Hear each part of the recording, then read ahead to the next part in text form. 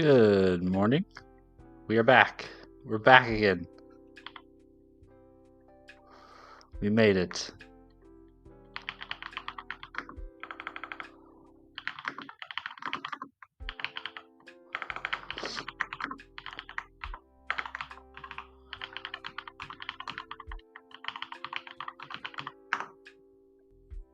Good morning, sweet car. How are you?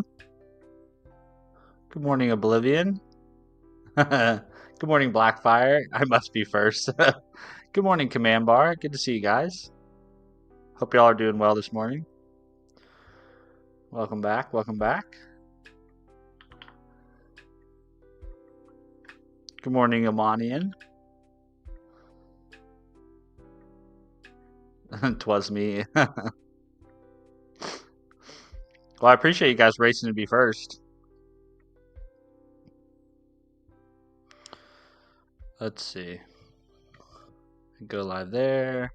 Literally half a second, yeah. Literally. All right, we got Twitch up, we got YouTube up. Set my status on Blue Sky. I think all the housekeeping's done.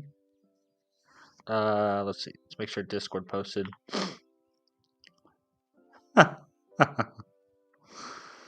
Worst part is because I had a browser pop up over the chat bar, I had to manually close it. Boo. Boo pop ups. Yep, there we go. Discord's posted. We have a new member. KK. All right. I think we're ready to rock and roll. Not too well. Have to get my tonsils removed like in a month. Ooh, dude, tonsil removals are rough. I don't know what it's like as an adult. I had my tonsils removed when I was real little. I was probably like, I don't know, maybe first grade or something like that. I just remember being very, very small. My oldest son had his tonsils removed too when he was like 4, maybe. So I'm not sure what it's like as an adult. I just remember eating a lot of ice cream as a kid. Yeah. So hopefully it goes good. Hopefully it means you just get to sit around the house and eat ice cream. Sweetcar, humans are the mistake and the cruel creatures. Dang, bro. You're feeling it today, Sweetcar. I don't know about that, man. I mean, I don't know. I think when you start feeling pessimistic about humanity, right, that's probably where maybe need some sunshine, need some exercise, drink some water, right? At least for me, that's what it tells me I need. It means I need to go touch some grass whenever I get to feeling that way.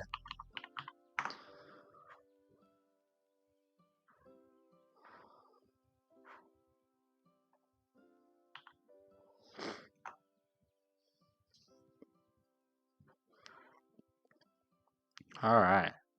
So what are we going to do today? I think today we're going to keep working on the login. I did get pretty far yesterday with it.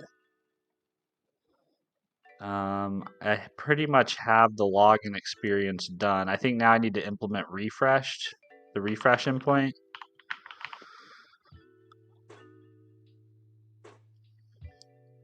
Big Blue Heron, good to see you. Well met. Finally can join a stream. Enjoying a whiskey, working odd hours abroad. Nice. Well, hey man, glad to have you. Where are you abroad, if you don't mind me asking? Where do you be tuning in from? As we're talking, I'm setting up Neovim. This is quite fun, I won't lie. Oh, nice. Very cool. Yeah, I had a fun time setting it up. It definitely is a good way to waste a lot of time, though, too. You know, it's like a fun. It's fun, and it can lead you down rabbit holes. Let's see, Sweetcar. All the files and all the things that happens in the world, and we cannot do anything. Are you talking about the Epstein files, Sweetcar? Is that what has you down? The Epstein files? Is that what kind of has you feeling bummed out about everything? Is the app CLI or GUI? The app is currently just a REST API, but we're going to put a front end on it. We're just starting with the API first because that's where all the interesting bits lie. But we will put a front end on it because obviously we'll want to be able to. So I'll want to be able to do a few things. Like I have to put a front end on it so that I can use the app too. But I'd really like to be able to give my wife access to the app too, so she can see our. Like, I mean, we already can see all of our financial information together. But it'd be really cool in this app if I could like share all of our accounts. Like basically we could have like a shared view essentially. So I'll have to put a front end on it if I want to do that, if I want to share it with her too. So there'll definitely be a front end. It just probably won't be for a little while because we have to sort out all the back end stuff. Excuse me.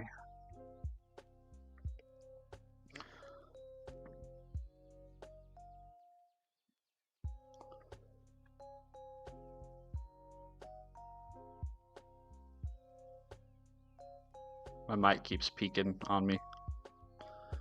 Test, test. 1, 2, 3, 1, 2, 3.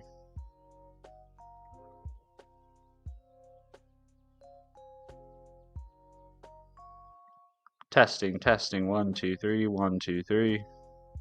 I'll turn that down a little bit more.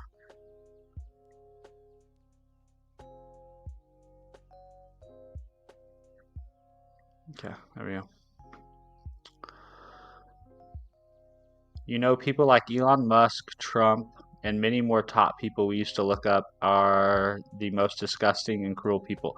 Yeah, I haven't looked, sweetheart, I haven't looked into the Epstein files myself very much. I've seen some news headlines saying that, like, Peter Attia was in there and some other folks were in there. I'm honestly, though, I'm not as disillusioned. I don't feel as disillusioned, I guess, as you do, because I just always suspected that the very wealthy people of the world get to do anything they please and we just kind of have to put up with it. Like, I guess I didn't ever have this The demon is back and heard your test. uh, AuthN, hey.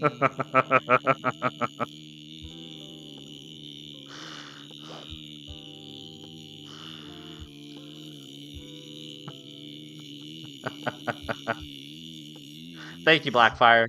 Thank you for this lovely serenade. Good morning, Arvin. Good to see you, man. How goes things where you are? Have things settled down a little bit? Let's see, I'm using clock code that I set up in LazyVim to configure LazyVim. It's a chicken and egg situation. That's pretty cool. Super meta. Super meta. Let's see, China, seeing my in-laws, preparing for the new year. Very cool. I've never been to China. There's lots of places I've never been, though, you know. I do hear that if you travel though there, you kind of have to make it like a month-long trip because it takes quite an effort to get over there. I guess if you're coming from the United States, at least.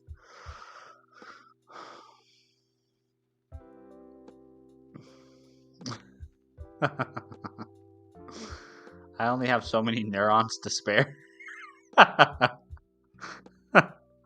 Oh my goodness. Winter one, hey, what's your take on Mudblazer in 2026? Is it still worth using or is it getting outdated? Is Mudblazer the component library? I don't think I've ever used it before. So I honestly don't know. The one I hear about all the time is Fluent UI. Mudblazer. Yeah, I've never used this before. I'm sure it's perfectly adequate though. You know what I mean? I don't see any reason why you'd think it was outdated. But the one I hear a lot about is Fluent UI.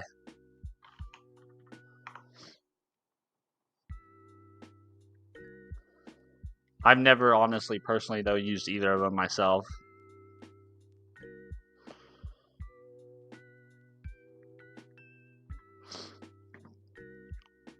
I can't imagine them being that outdated though, you know?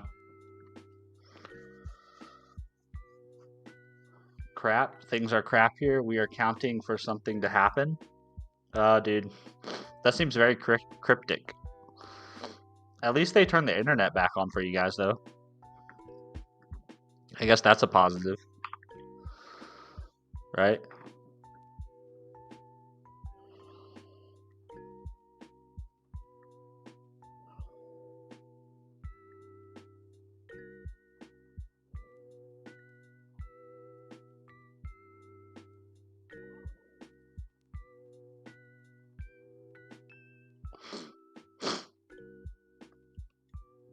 What was the terminal game for learning Vim navigation? Vim Adventures, but it wasn't terminal based. It was browser based though. I don't know if that changes your desire, but it was called Vim Adventures.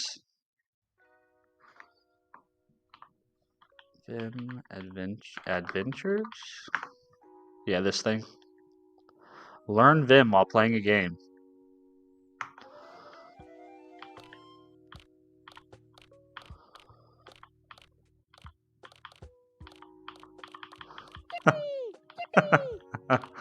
It seems like whoever built this really deserves more credit for what they built.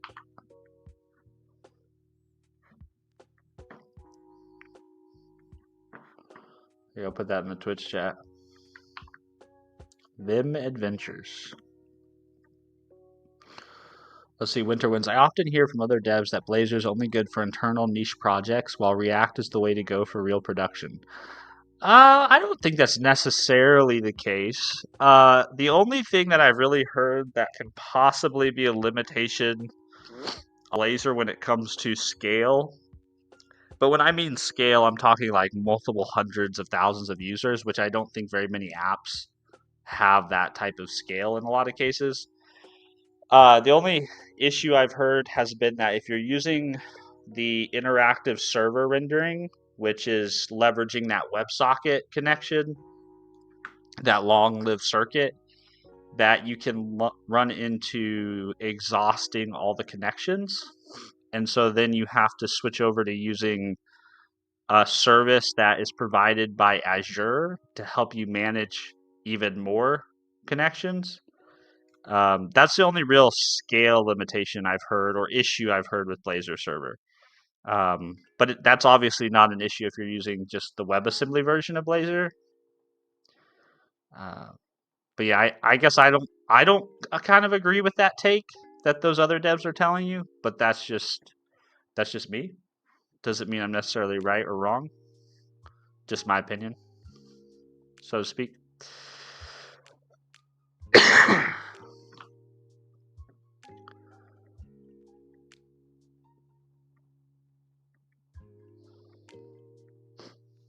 All right, so we have our login.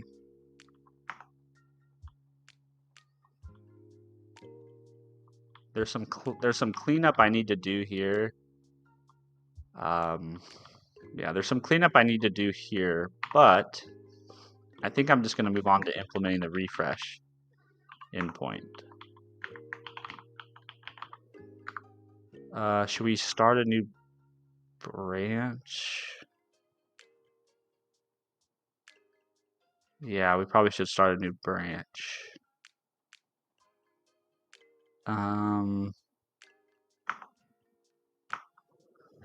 Yeah, let's just go ahead and do, let's see, git status ghpr create.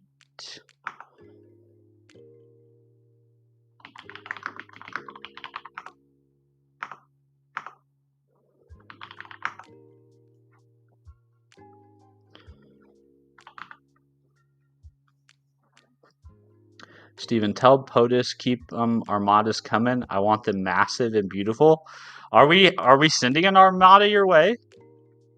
I had no idea. I guess I haven't been paying attention enough.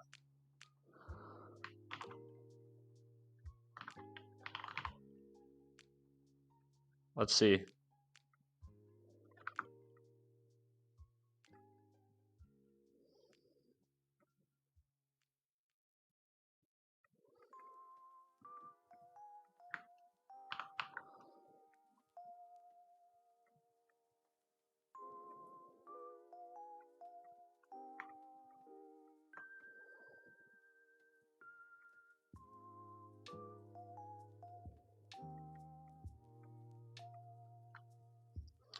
Hello, I'm new here. What is this built-in? I'm using C# in .NET, and then the front end will probably end up being in Vue. The front end will probably be just a Vue SPA application.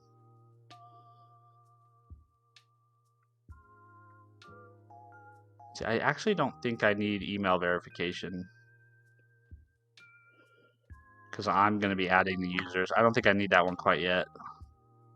I do think I'll need this at some point. I think this can actually be maybe delayed.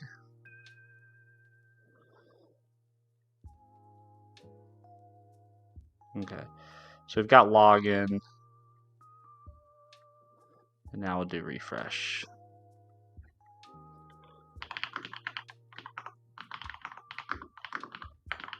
Obviously this doesn't have any checks, so we can do GHPR merge. Hold on, oops, nope.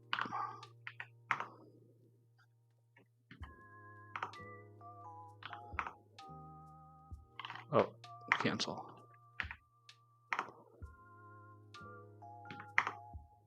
I'm going to keep the branch around for a little bit in case people are interested.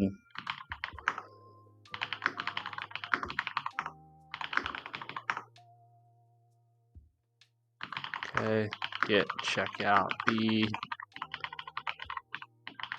add refresh.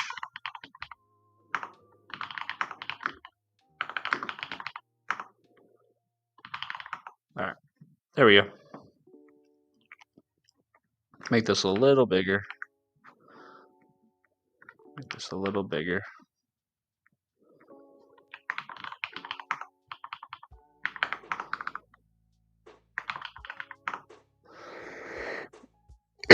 Excuse me. Are the chats you see combined from YouTube and Twitch? Yes, the chats that I look at are combined.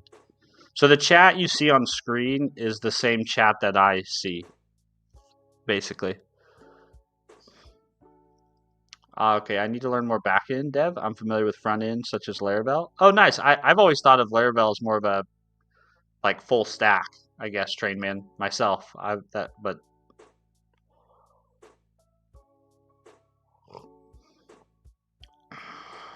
like doesn't Laravel provide you like a database and a queue and everything's out of the box?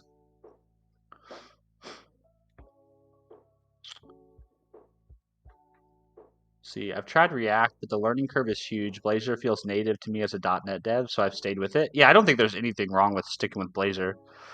React's a lot of fun. Vue's a lot of fun. Blazor's a lot of fun. I'd like to try SvelteKit one day. I've never really gone very deep on SvelteKit. I've not really tried a front-end framework that I've thought this is shit. You know, compared to using jQuery or managing state in the DOM, I've yet to try a front-end framework that I've thought this is terrible. That's just me. Oblivion. So I'm trying Vim Adventures, but I have no clue what it's telling me to do. I reckon I know the fundamentals of Vim, but this makes no sense so far, and I can't get anything done. I feel you there. It kind of leaves you to your own devices. Let's see. If you ever want to break your brain in game, chat systems are fun. Oh, interesting. Yeah, that'd be fun. Although my brain's been pretty broken by Rust over the last month, so I think I want to take a break. Arvin, Steven, do you stream on Twitch as well? You're gonna leave us, YouTube gang? No, I stream on Twitch and YouTube now. I started streaming on Twitch at the beginning of this year, and that's basically how I offer people a horizontal stream. If that's what they want, they can go over to Twitch and get it. Train man, let's see. Are the chat? Hold on. Okay, this game gave me a headache. Oh shit. It's a bad recommendation, I guess. Estefanos? It does. Estefanos, what does? Let's see. Game dev here, working with Unity, Godot, and Java. Nice. Yeah, I'm not much of a game dev person, but I love playing games. Arvin, Steven, project idea: chat portals for YouTube and Twitch cross chat. So you just mean like something you can log in and see, or you don't necessarily even have to log in, but you're saying just like a web page where you can see both of the chats unified and interact through that web page.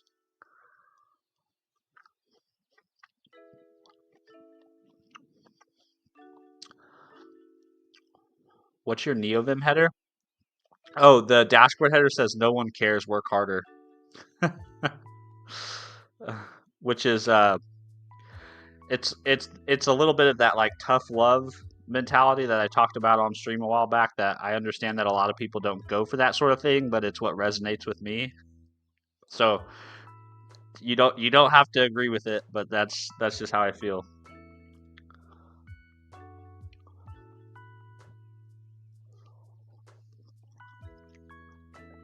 Laravel provides database out of the box. Yeah, that's what I thought.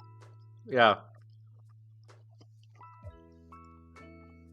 I feel like Ruby on Rails and Laravel are really the only two full stack frameworks. Like they really have considered what what is everything you need in the box in order to build a non-trivial application, right? And so you're going to need a database. You're going to need some way to run background jobs, right? Long-running, reoccurring background jobs. And both of those things are largely lacking from most other frameworks.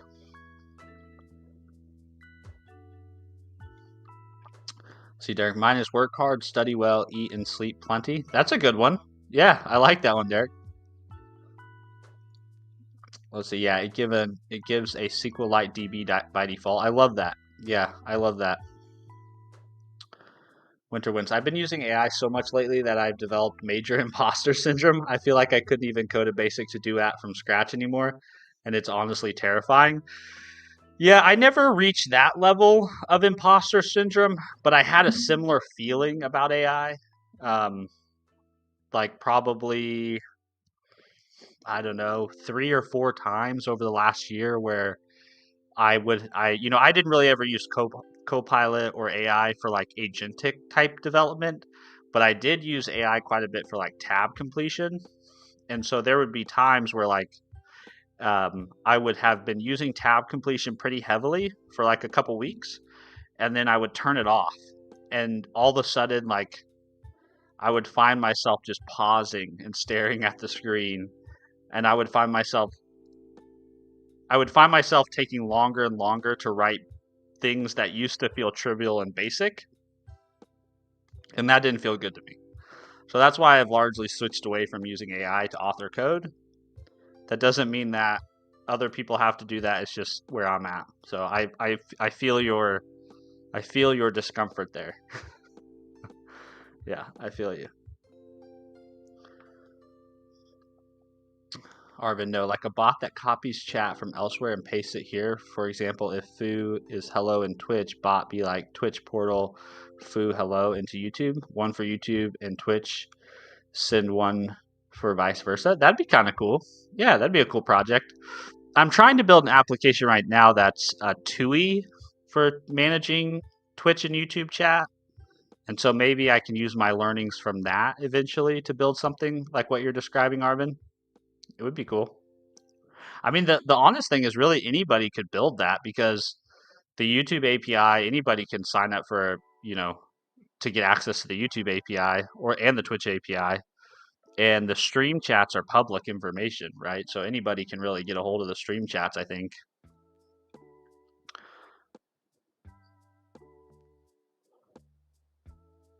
My old man would always give the nihilistic life sucks, you will die, and your friends will forget you if I bellyache too much. I don't know if I don't know if your friends will forget you. The world will forget you. And I don't know if I'm necessarily a nihilist, but I do believe that there are very few things in this world that matter. Like my wife, my kids, my brother, my sister, um my relationship with those people's health, right?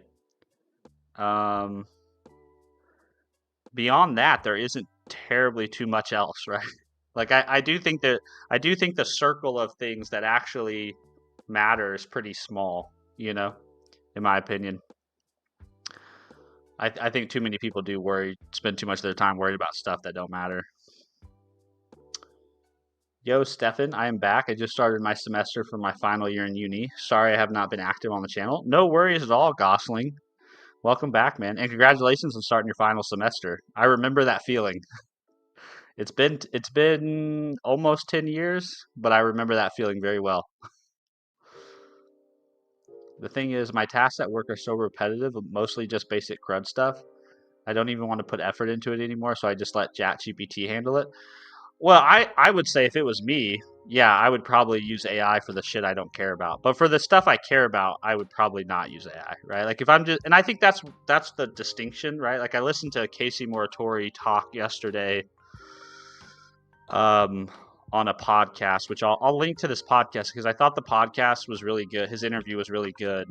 I don't know how you guys feel about Casey Moratori, but I think for the most part, he says some pretty intelligent stuff.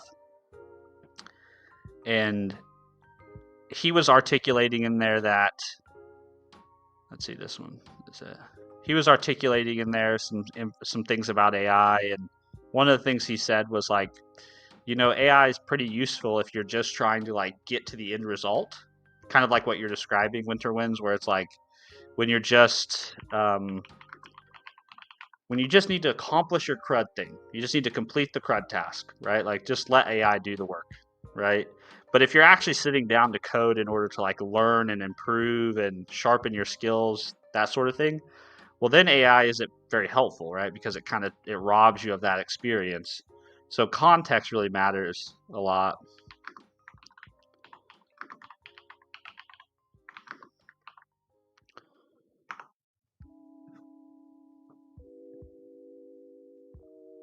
There's a channel that has done that yet, a Linux YouTuber with name like RXB or like. Oh, really? That's cool. Well, if you wouldn't mind linking it, that'd be really cool inspiration for me.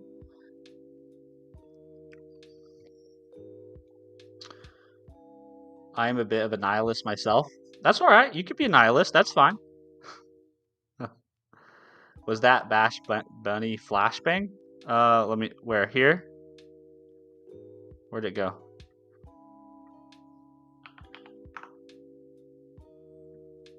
Oh, you mean in my history right here? Yeah, this lady. Yeah, that's Bash Bunny. She's good. She's a good content creator. I like hanging out in her stream. She has a very like chill, like chill vibe kind of stream that I like to hang out in from time to time.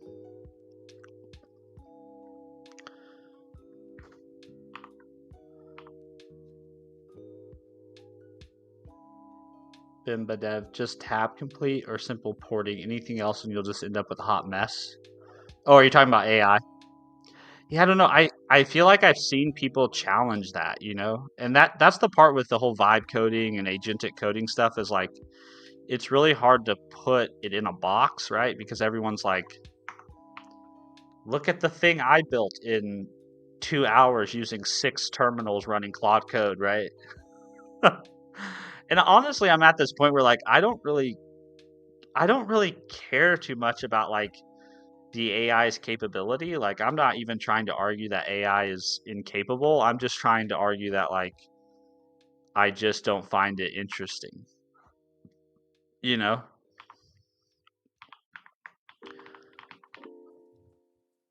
And I want other people to know that if they find agentic development interesting, I want them to go head first, right? Like if you enjoy it, go for it, man. You know what I mean? Like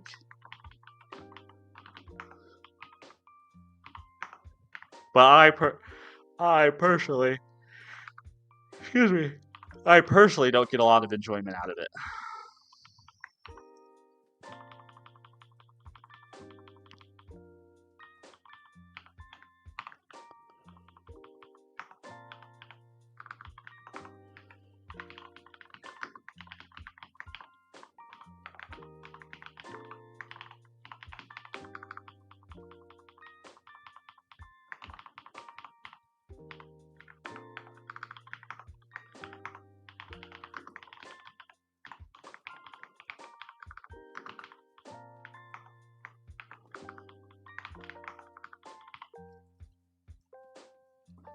Bimba, it just makes me depressed and don't want to code. Yeah, it doesn't make me personally depressed, but it makes me uninterested, Bimba. Like I kind of get to this point where I'm like, I'm bored. I think honestly what it is that I think it's much harder for me to get into like that flow state if I'm using AI to code. And when I say using AI to code, I mean like not tab completion. I more mean like using AI through the terminal or through your IDE, like something like Copilot or Cursor. I feel like it's much harder for me to achieve the flow state because I'm constantly context switching between like thinking about what I want to prompt and then reading what the LLM output. And so for me, I just end up getting bored. And then I say, oh, I'm just going to go lift some weights.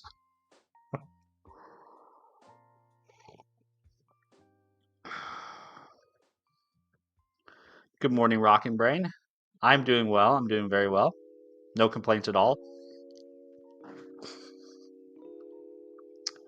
Derek, am I the only one who finds mechanical keyboards annoying to use? You're probably not the only one, but I love me a good mechanical keyboard. I've fallen in love, and I'm never going back.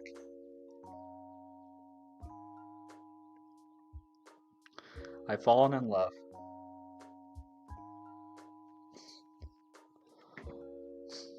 One sec, I gotta blow my nose real quick.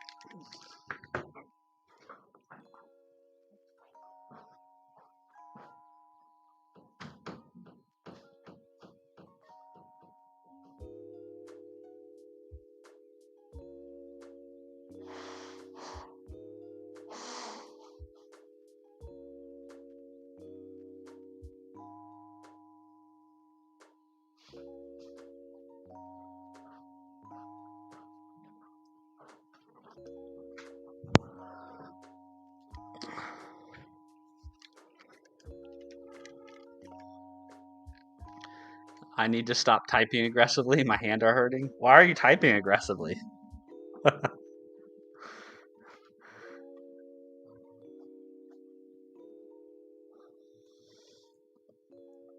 Gosling, did Steven have enough sleep last night? I did. Yeah. I think I got probably 8 hours, maybe 7 hours of sleep. Yeah, for sure. I think I got enough sleep. Let's see. The best thing I found it useful for is some copy editing cleanup for taking voice note transcripts and making legible. That's a good use case for sure. Good morning, y'all. Oh, yeah, I already read that one. My job wants more people to use AI, but everything we work on is proprietary, so I'm not doing that. That seems a little sus. Yeah, seems a little sus, but I do think there's a lot of pressure. Developers are currently experiencing a lot of pressure to use AI. And I feel bad for folks who are in those situations where they can't really get out of it, right? Even Notepad uses AI. Yes, Notepad does have Copilot in it now. I turned it off, but it's there. AI is still nowhere near even a regular junior dev because it lacks context, but in 5 to 10 years that actually sounds like a reachable goal. Yeah, I mean, I definitely wholeheartedly believe AI is going to shift how software is developed. I think it will just become a decision point for a lot of folks. That it goes back to like what I was talking about with that Casey Moratori interview. I think it just goes back to like, does the software engineering profession change so much that people who used to like doing it no longer like doing it, right? Because I think there's going to be, I think in the future there's going to be kind of three groups of people. There's going to be groups of people who are OG software engineers who really enjoy using AI to code. And then you're going to have newer software engineers who have only ever built with AI and they just really love prompting LLMs and seeing what they can get out of them. And then I think you're going to have the third group, which is kind of where I fall into, where they don't really want to do things with AI or they don't enjoy coding with AI. And so whether or not that third group stays in it professionally, I think it remains to be seen. But I think that's largely how the profession is going to break out. And you're probably going to have the people who are not willing to, I guess, get with the times, as some people might put it. I imagine they'll go find other work doing something else. But you can't really argue with the fact that AI is going to change life a lot. Let's see, 8 hours. That is great. I don't remember the last time I did more than 5 hours of sleep. Yeah, you gotta take care of your sleep, man. Your sleep is like your number one thing, you know, for like living a long, healthy life. If you aren't getting sleep, you can't really. There's nothing you can really make up for that, you know. AI and Notepad is a terrible idea.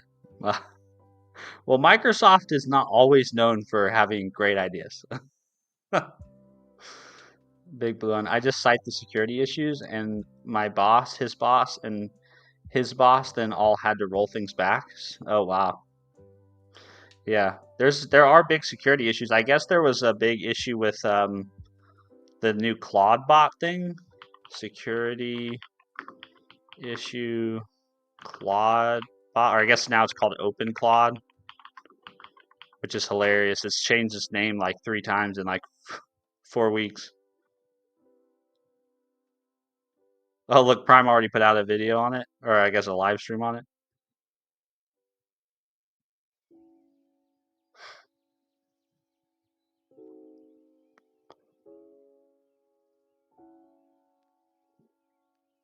Critical vulnerability in OpenClaw allows one-click remote code execution when processing attacker-controlled content. What?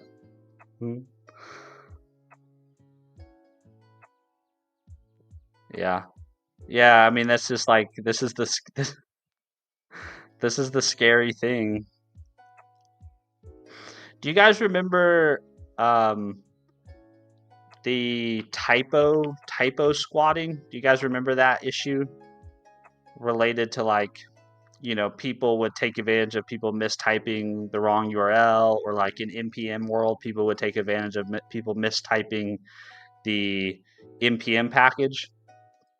So apparently there's a new vector of attack called uh, slop squatting. So yeah, slop squatting I think is the name.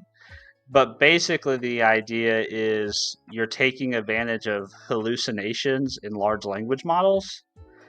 And so you basically figure out different packages that LLMs might hallucinate and ask people to install, right? Or ask to install. And then attackers or bad actors will then register packages that actually match those hallucinations. So then people will end up installing malware, or the idea is people will end up installing malware because the LLM told them, "Oh, you need to use this package," and maybe it was trying to find a legitimate package, but it hallucinated and output some bad package. And I thought, that's awful. Why do there have to be bad actors in the world? And at the same time, I also thought that's clever. That's clever.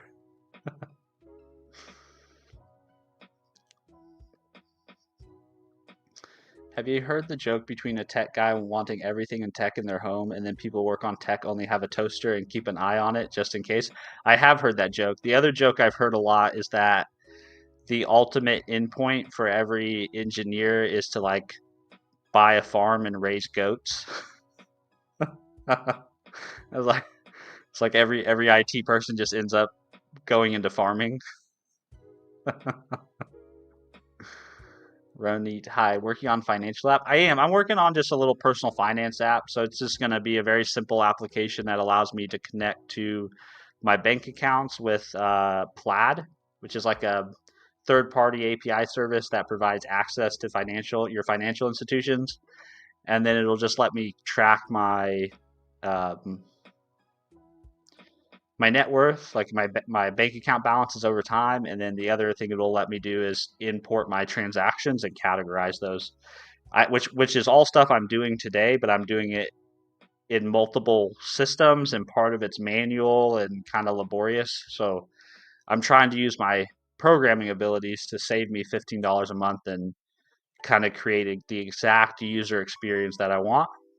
That's what we're working on. Deep engineer, man, you motivate me to learn deep and more. Well, thank you, man. I appreciate that. I'm not necessarily the smartest guy in the box, but or the sharpest tool in the box, but I try my best. Would I be shunned for wanting to swap the direction of JKHL to HLJK? I don't think so. I think you can do whatever fits you. You know, you do you. I won't. I will not. I will not judge you. There might be people in chat that will judge you, but I will not judge you. I just want people to use tools that make them enjoy their work.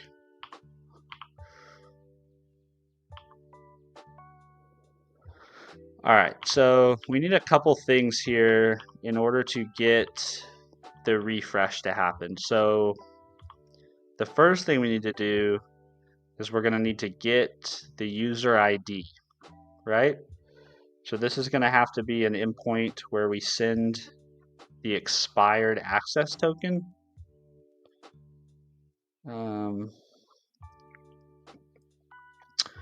So we'll have to do a couple things here. So the first thing we need to do is we need to get the user ID. Oops. We need to get the user. And then we need to get the refresh token. And that's in a cookie.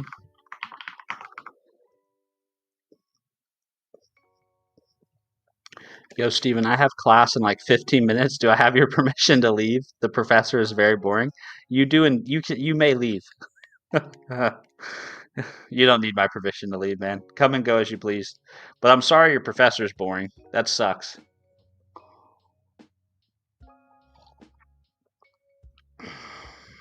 I find my middle and ring finger to be faster, so I'd rather navigate horizontally faster. Yeah, I mean the thing is that's like a two-way door, right? So like you could remap those keys, try it for a little bit, and if you decide you don't like it, right? Like what's the worst, right? The worst case scenario is you just unmap them, right? Or map them back. So like why not? Why not give it a try? Yo, how are we doing today? I'm doing great. Yeah. The day is just getting started for me. I'm about an hour into my day, but so far, no complaints. um,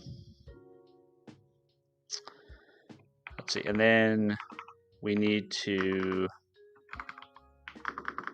refresh the token. We need to set the, let's see, if refreshing, set new refresh token in cookie. And then we need to return new access token to user. Now, what does refreshing the token involve, right?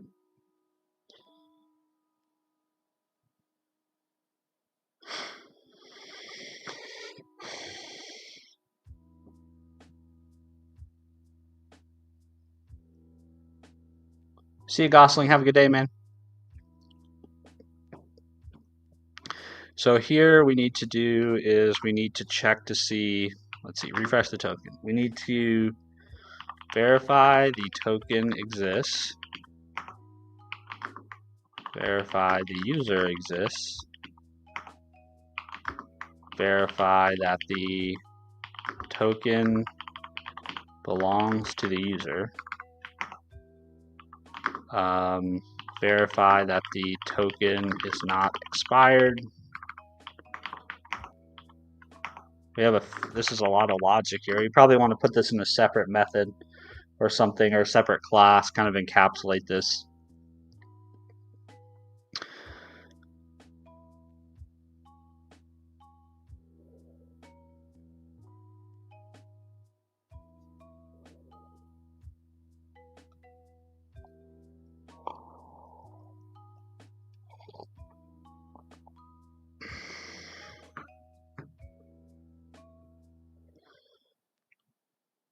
Hey, what's up, Azray Azradine, I think is how you say your username. Azradine.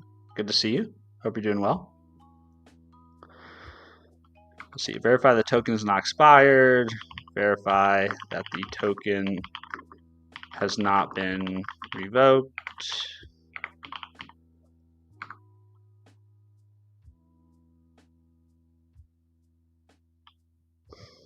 Yeah, because we'll want a way to revoke it, because that's kind of our way to say, like, if something bad was to happen, we could sort of prevent future access through revoking refresh tokens.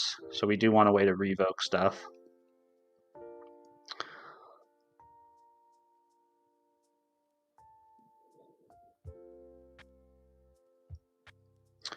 Let's see, what actually is a token? The refresh, or the actual token, is just a string of text, right? Just like a random string of text. That makes no sense. A random string of characters that we store in the database, and then we use that to basically say, oh, you have one of these, well, let me verify that it's a valid one for you as a user, and let me verify that it's not expired. I'd like to say something. The word of today is verify. Yeah, it is. That is the word of the day. What's up? When is that Lisp adventure? I saw your pro Lisp vid. Dude, I'm so burnt out on learning programming languages at the moment. Yeah, somebody was saying that somebody was saying on that video that learning Lisp is the most transformational experience you can have. And I thought, okay, that's pretty strong. That's a pretty strong statement. I like Voltaire Puppet's list comment. Can never you well I think Voltaire, I think you forgot a parentheses. Yeah, I think you needed one more parentheses there.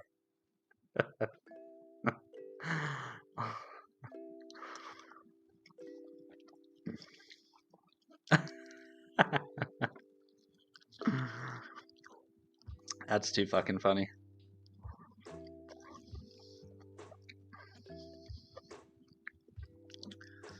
All right. Good morning, Danny. Good to see you. Hope you're doing well.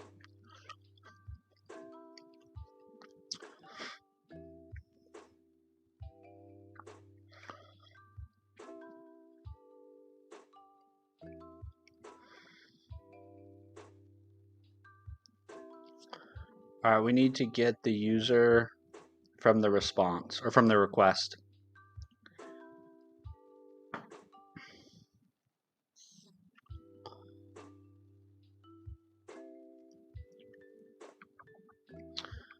So we are going to do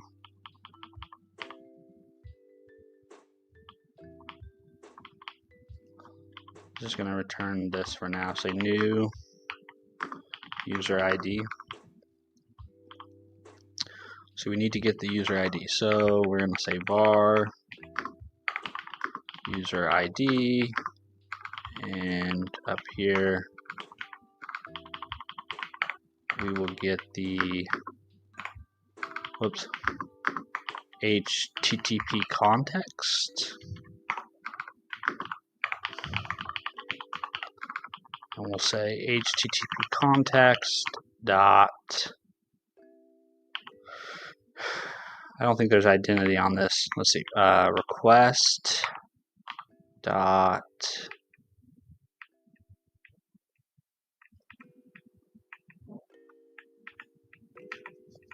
I feel like there should be an easy way for us to get this. Maybe user? No? User? There we go. User dot find first. And I think we use claim, let's see, claim name dot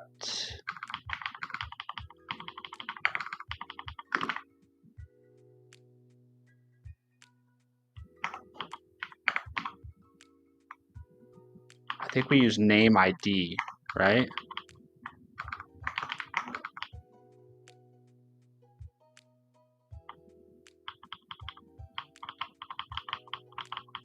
Why is this guy complaining? The method used to create a request delegate returns task I result. Request delegate discards this value. If this isn't intended, then change the return type to non-generic task. Or if the delegate is a route handler, cast it to a delegate so the return value is not written. Oh, is this because I think this is because we don't have any await. So let's just do await task dot delay. Is that why?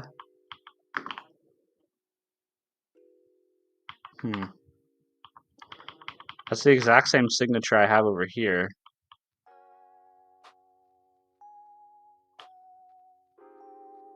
So why are you complaining?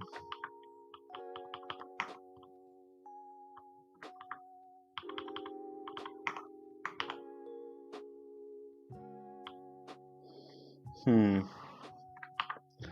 don't know why you're complaining.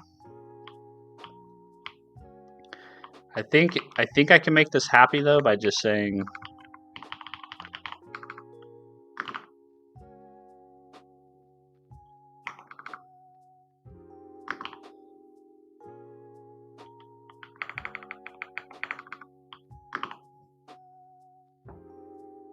I don't understand this one.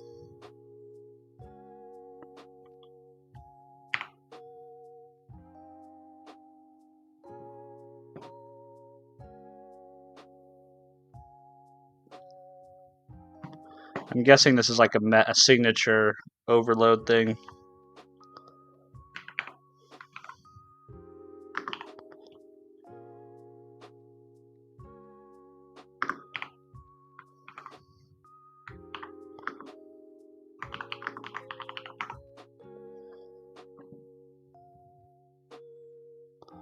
Do not return a value from a request delegate. Let's see. To fix a violation of the rule, change the return type to non-generic task, or if the delegate is a route handler, cast it to delegate so the return value is written to the response.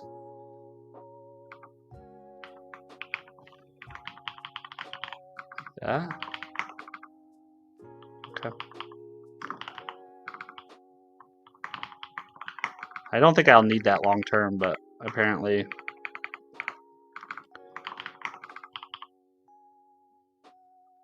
All right, and then my login endpoint.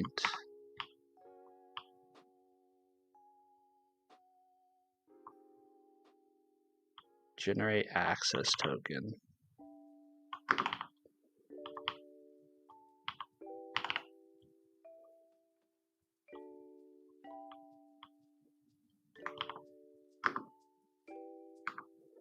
So why is this set at sub?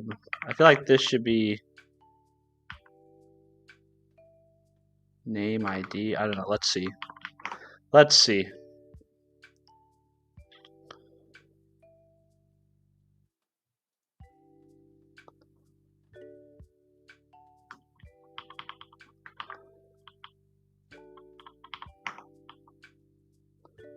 Okay, let's go ahead and add this to our program. So we'll do app.map refresh endpoint like this.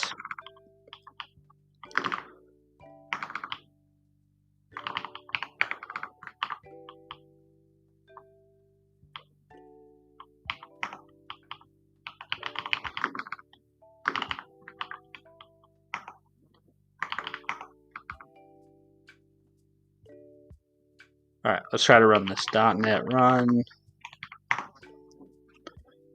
And then we'll pull up our trusty Postman.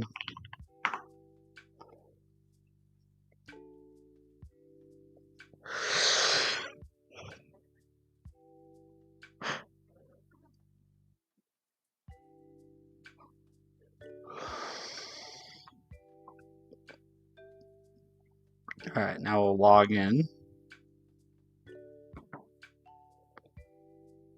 My mouse is so laggy, man.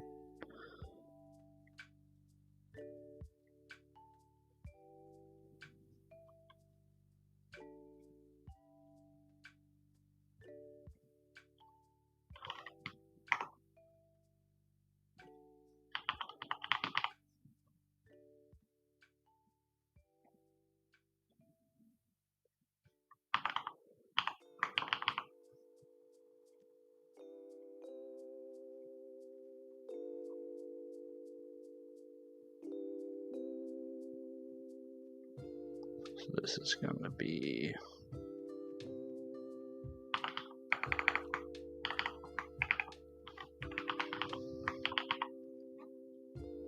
like that. This is going to be refresh that. Okay, and so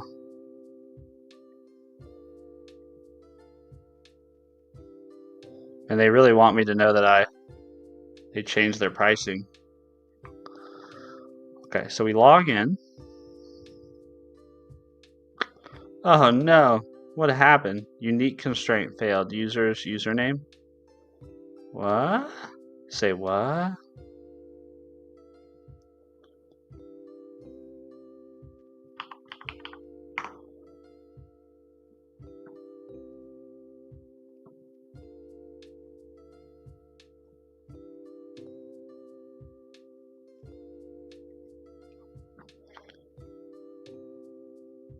See, var, user ID string, first find name, name identifier. Yeah, I think that's right. Oh, claim types. Is that what I'm looking for? Name identifier. Okay.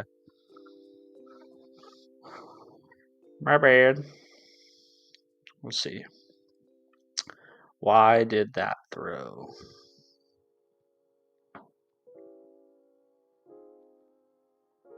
Ben debug net.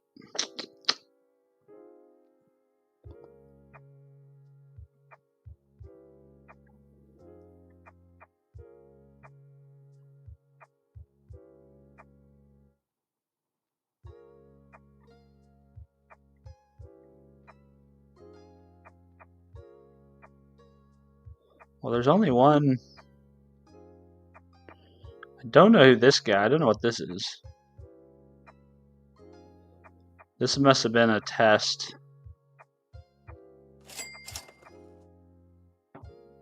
Sadly, have to dip. Have fun. Cheer 100. Thanks, Voltaire. I appreciate the cheers, man. Have a good day. Okay, so I don't know why. I don't know why that guy.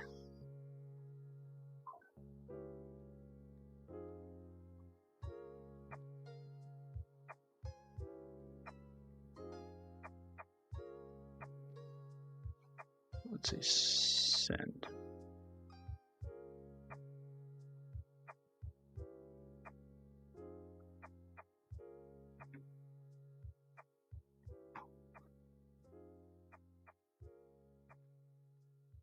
Oh, did that crash everything?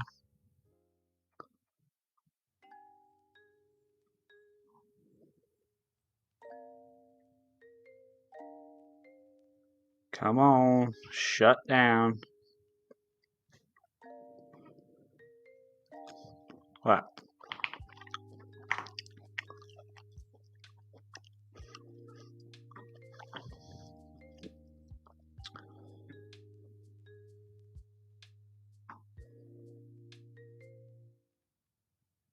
Oh.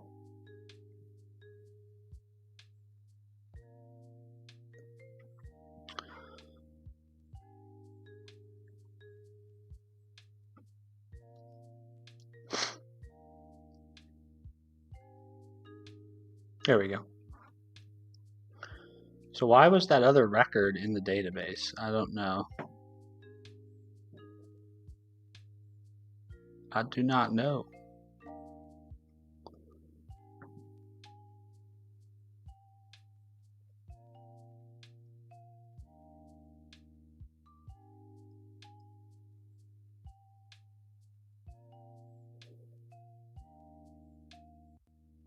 It keeps creating a user, but I don't know why it keeps creating a user.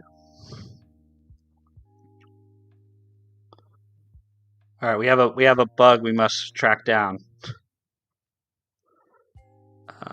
Oh, hold on. Before I do that, let me just oh,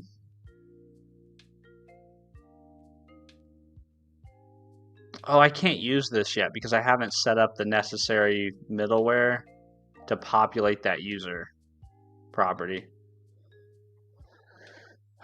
I must do that next. All right, hold on. We got ahead of ourselves here. All right, first and foremost, we need to figure out why we are adding a user whenever we sign in. That is weird.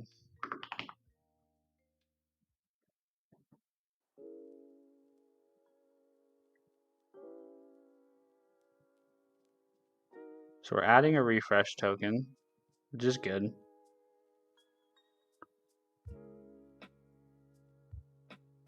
We look up the user by username, which is good. Now, how is the user getting put into the database, though?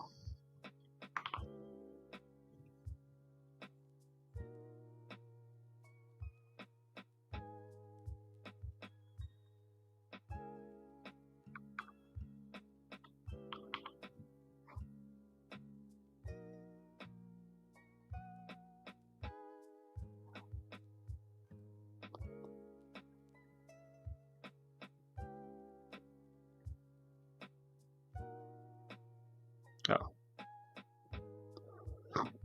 Excuse me. I went back to wired mice years ago. Don't regret it. Yeah, I think that's where I might be headed.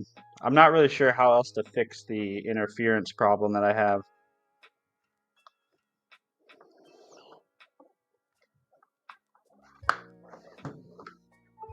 I mean, I appreciate wireless stuff, but at the same time, it kind of gets frustrating.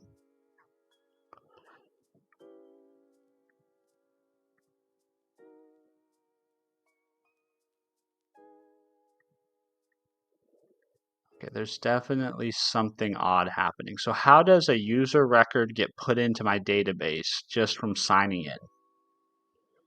That's the question. Which then causes a unique, yeah, so it's trying to insert the user again. All right, so how do we figure out what's happening here?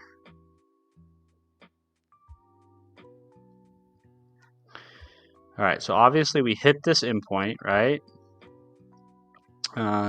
We're checking if a user exists. We're verifying the password. We are generating an access token. We are adding the refresh token to our AppDB context. And we are saving the changes.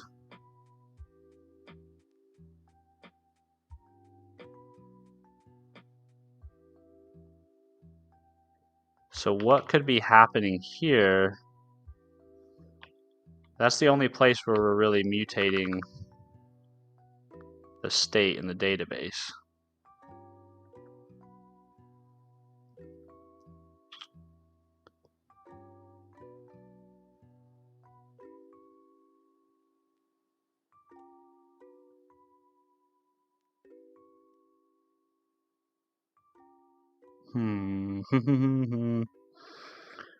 Let's see, look at our timestamp interceptor. What's it doing?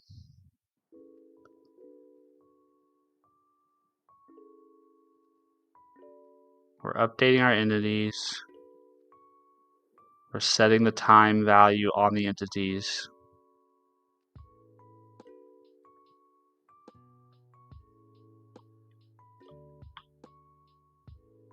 Okay, let's see if there's something I implemented wrong here, maybe? That's the first time I've actually used interceptors to do that. So let's see if that's playing a role.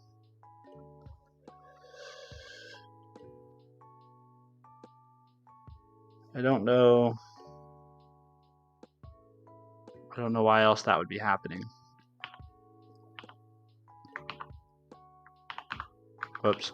I just deleted the whole class. Just get rid of all of it. It's all trash. Get rid of all of it.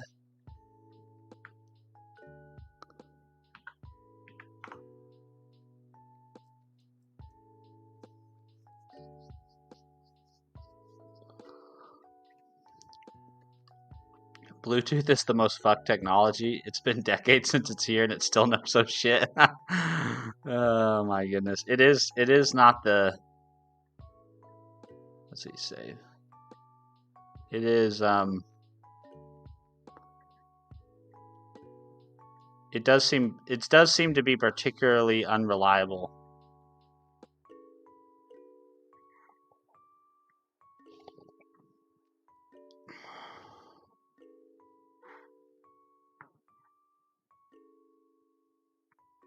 Okay, so it's not the interceptor. Okay, so I've done something screwy somewhere in my code where basically the problem is that I've added a user to my database and I'm trying to sign that user in. And whenever I sign that user in, I am getting a new user created.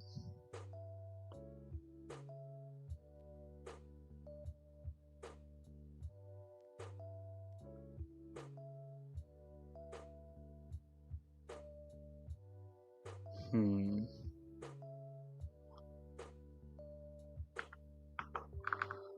So our model looks right? So our user,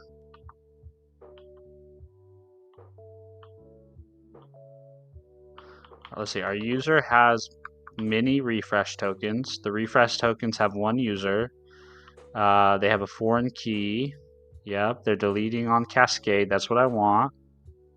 We have a unique constraint on the username, a unique constraint on the token. We've defined keys on this base entity type. Excuse me. We just defined some created at, updated at properties. Let's see, token generator. All we're doing is generating a token. We're not messing with the database there.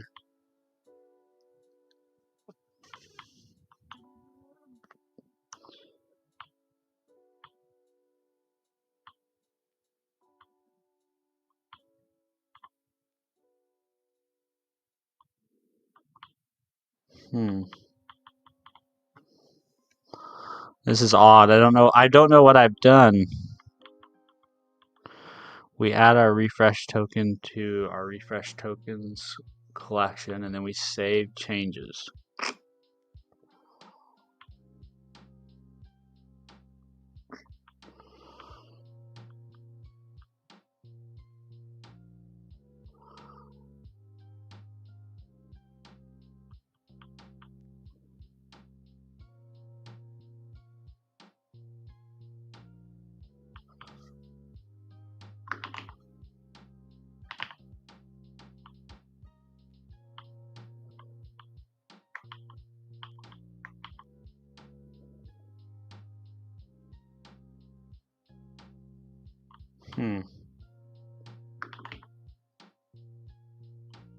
We're setting the user ID properly here.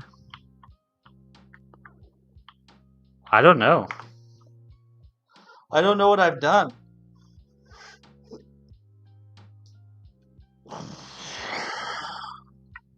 It's probably something stupid.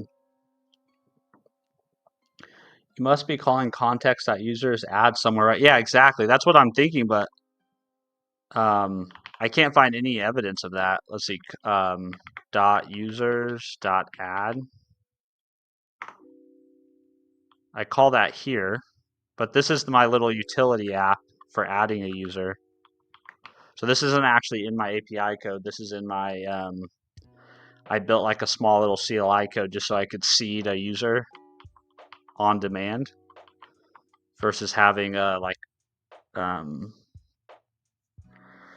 versus what am I trying to say? Versus having like a separate admin panel or a separate register endpoint. I just wanted to be able to do this on the command line for once the application is deployed.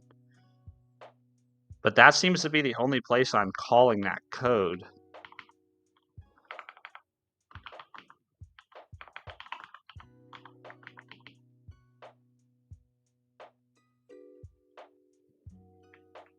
Looks like we are calling context add in some test code.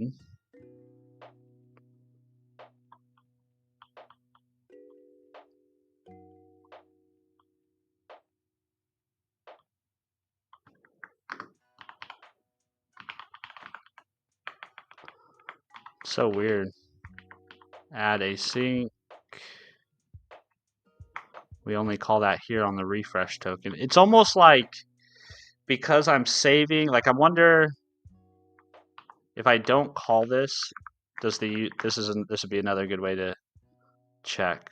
Is just say if we don't call this, does the user end up? Do we get the duplicated user or the erroneous user record? Because then that'll kind of narrow it down that that's the call where this is happening. So delete this.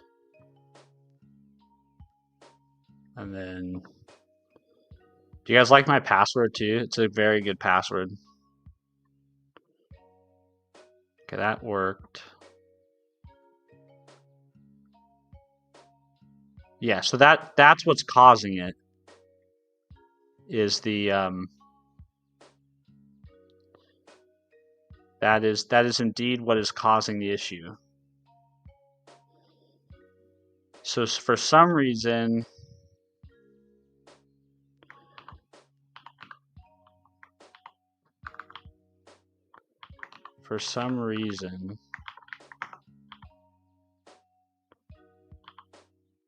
this right here results in a duplicated user. Why would that be? It must be something about entity framework that I don't understand, that I broke. Something with how I...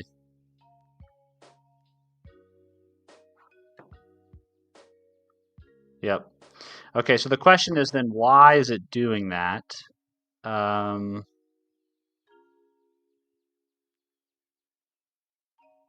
Why is it doing that? It's a completely different user ID too, right? It's not even...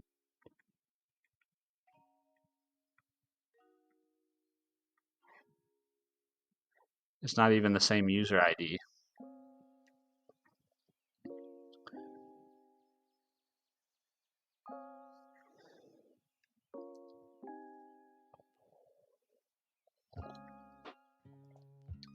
I've been vibe coding too much. My immediate thought is just tell it to fix itself. I would not trust AI with auth though. That's funny. Good to see you, Duck Boy. Lurk away, man. Let's see. In your refresh token class, aren't you creating a new instance of user in that class's properties? Let's see. Let's see. In my refresh token. Whoops. Generate refresh token. So I shouldn't be. What I'm doing here at the moment is I'm creating a refresh token and I'm setting the user ID to whatever was passed in, which I assume is correct. Right? So I'm creating a new refresh token and I'm setting the user ID value on that new token. So I guess the question is this ID the value I think it is?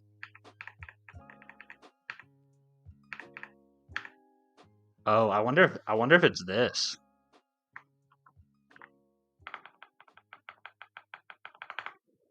Because I'm newing up the user. I wonder if it's that.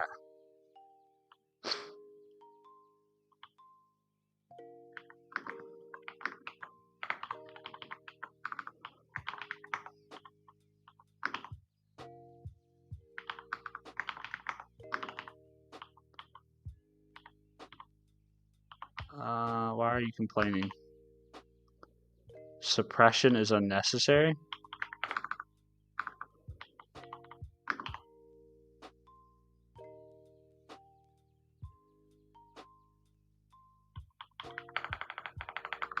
Yeah, but you're going to complain to me. You're going to make me do this. But it should never be null. So I want to force it to never be null. Okay, let's try that.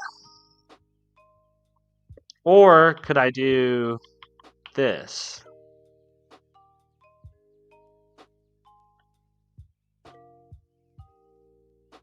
Could I leave it like that and just change the signature to say user? But I don't know if that's really what I want, because I might only ever have the ID. Yeah, let's just do this. You're never going to be null. And let's run our test and see if that resolved it. Good catch. Who was that pointed that out? Somebody pointed that out. Yeah, Frinquins?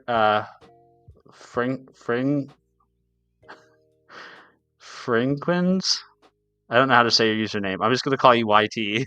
I'm sorry, man. I wonder if that's why. So let's try it.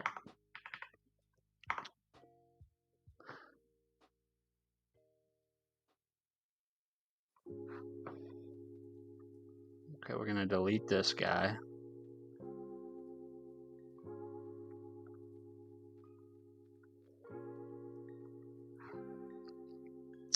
Send the login.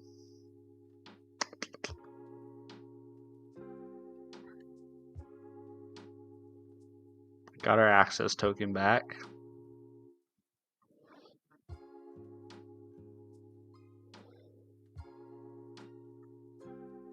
Yep, that was it, man. That was it indeed. Okay, so I need to do some AI talking to explain this to me. All right, let's see. I ran into a bug I created using Entity Framework Core, but I'm not terribly certain I understand why it happened. I'm hoping you might be able to help me. Let's see. So I had this code.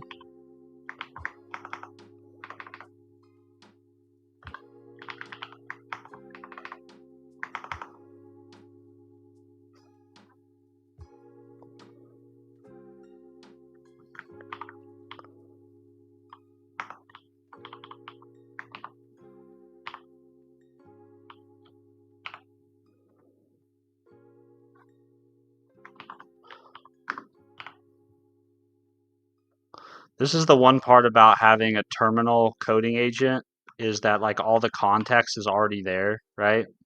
Somebody said this yesterday and I totally agree with them, is that it's so much easier to ask questions about your code when it already has context about the code. Let's see, so I had this code.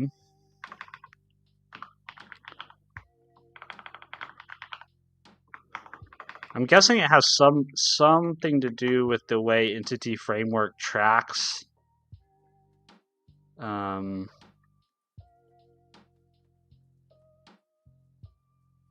tracks changes and model relationships.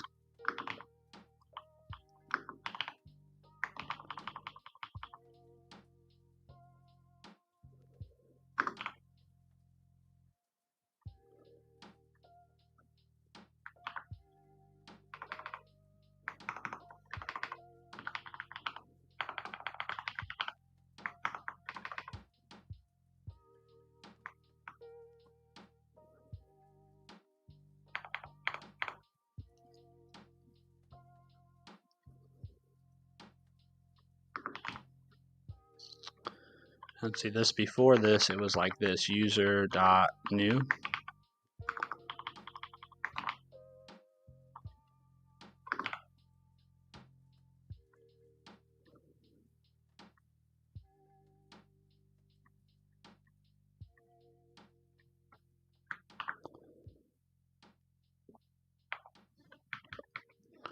Let's see. The result was when I called save changes async, a new user record was being inserted into the users table instead of relating the refresh token to the existing user that was populated in the user ID field. Why is this?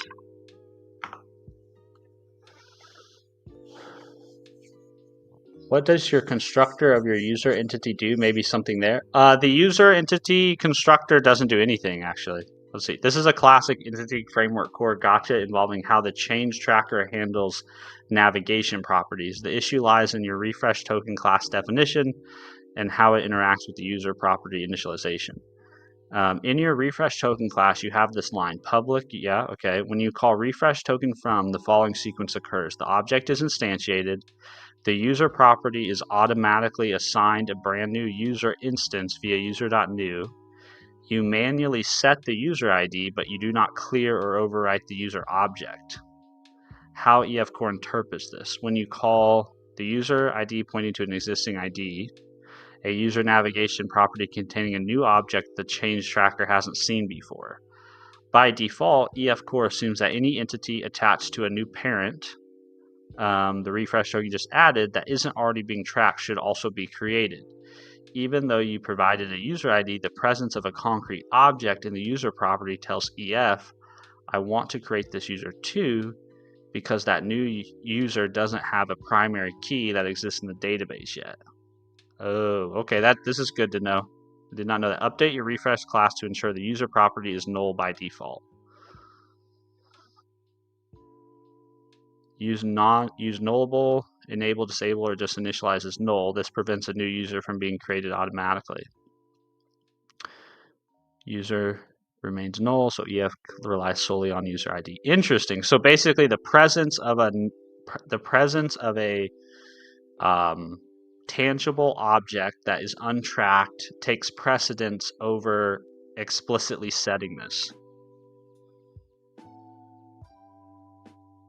Would you like me to show you how to configure your EF Core Fluent API?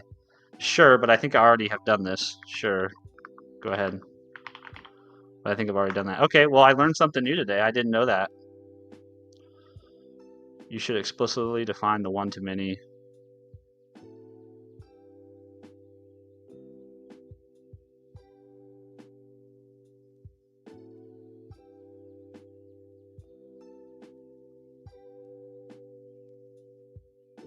Yeah, I already did that.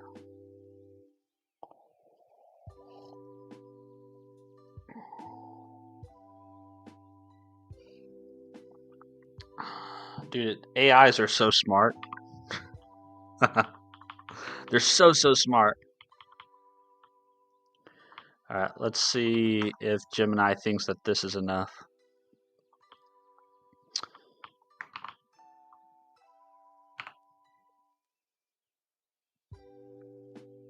Let's see. I think I accomplished this already. See the following.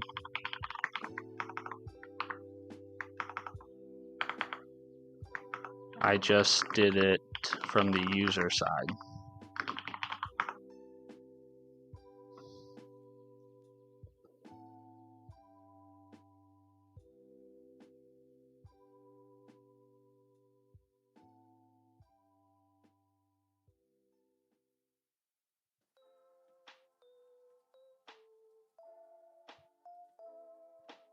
No, I know that. I get. That's like, no, I get what you're saying. Let's see, the domain-driven approach. If you want to keep the logic strictly on the user side, you could create the token through a method on the user. Oh, that's kind of an interesting idea. And then save the user.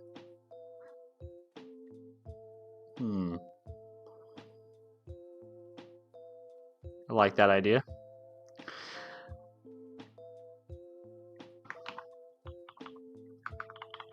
Let's see. I do want to know if I ask. Let's see. I do want to ask a new question. Let's see. If I am working with entity framework and I've defined an entity with a relationship like so. Whoops.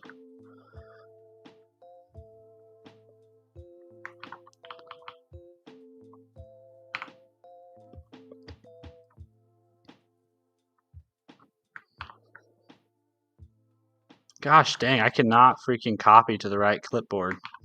I'm gonna crash out because I can't copy the things to the right place.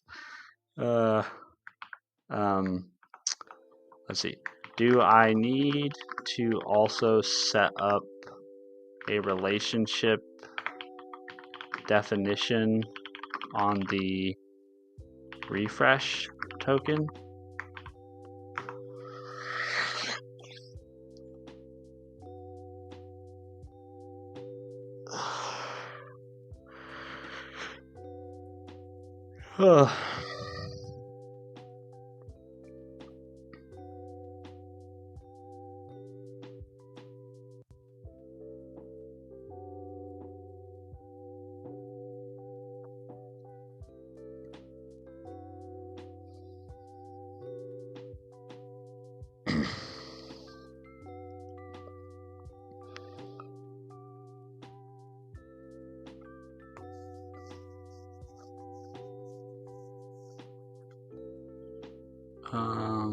No, we're good. Oh, yeah. I should add that eb.property.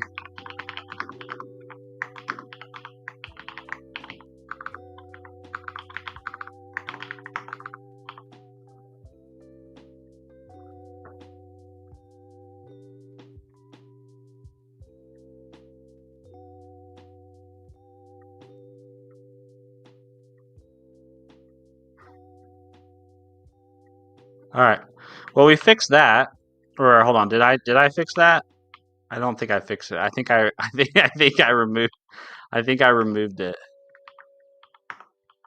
Yeah, I recreated the bug.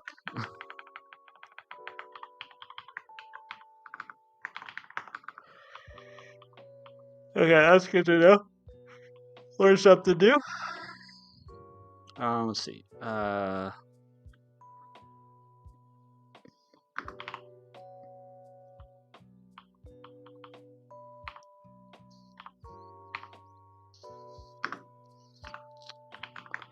Don't new up user for user prop.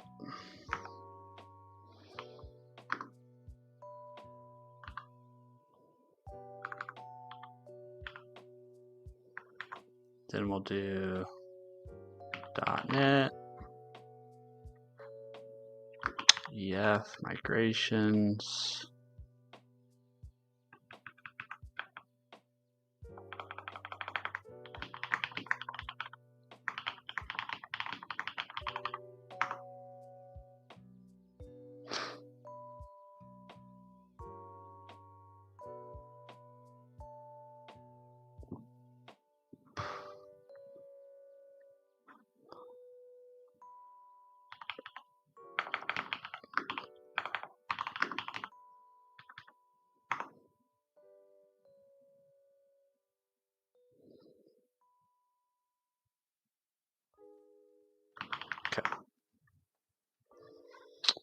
K.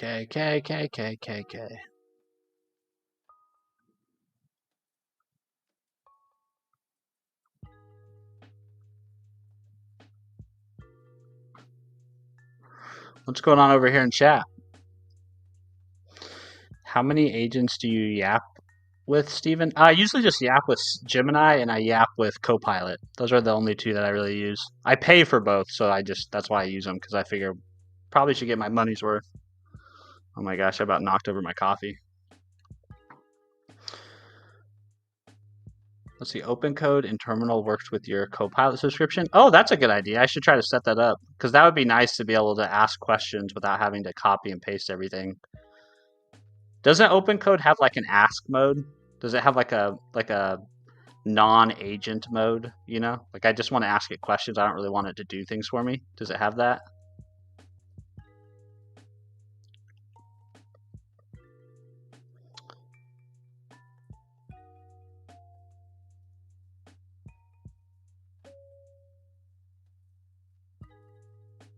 Big blue hair. And remind me what you're making the app in again. I'm using C#. Yeah, C#. I used to do the wrestling shorts you do. Yeah, wrestlings was fun. Yeah, we had a good time with that. At the end, I kind of was getting burnt out with wrestlings, but it was fun.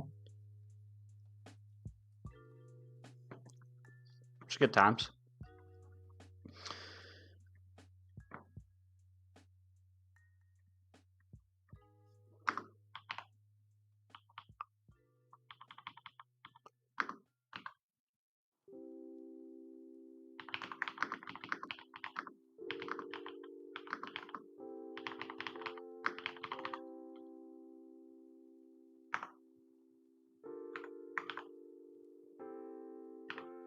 Okay. Now we can now after that derailment, we can get back to what we really wanted to do this morning was implement the refresh. So the refresh endpoint has to be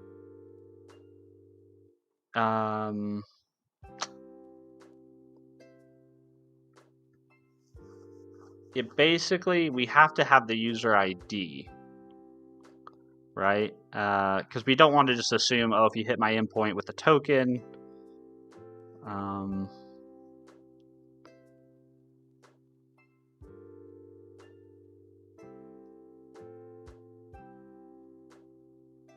yeah, I kind of want to make it so that to get a refresh token, you have to have an access token.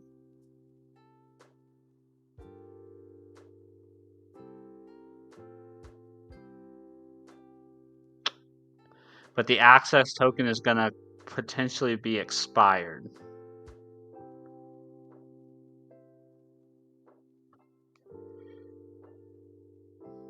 So we need to set up some sort of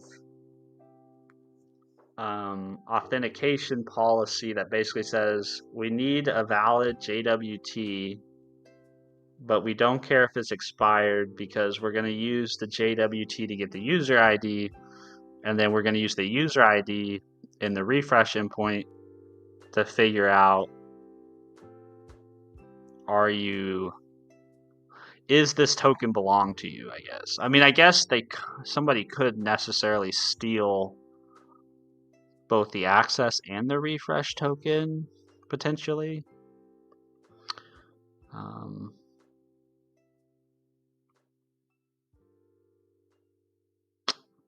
Yeah. I mean, I guess they could. So I don't know if that makes it any better. Oh yeah, and this needs to be changed too. We need to change this to not name ID. We want claim types dot name identifier. Somebody in chat called that out.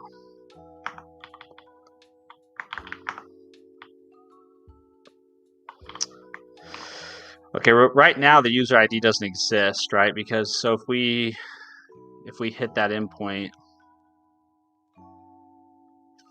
there's going to be nothing populated in that user property. So we have to go and add that stuff. Let's see, are you building an entire auth system from scratch or using Microsoft? I'm just building it myself. Yeah, I'm just rolling it myself. Just for the fun. Just for the funsies. I like Microsoft Identity is okay though. Microsoft Identity, for me, it always seems like it's a lot. But I know it's a lot because a lot of people need like all the functionality and features that they get from the identity solution. I just feel like it's largely overkill a lot for me.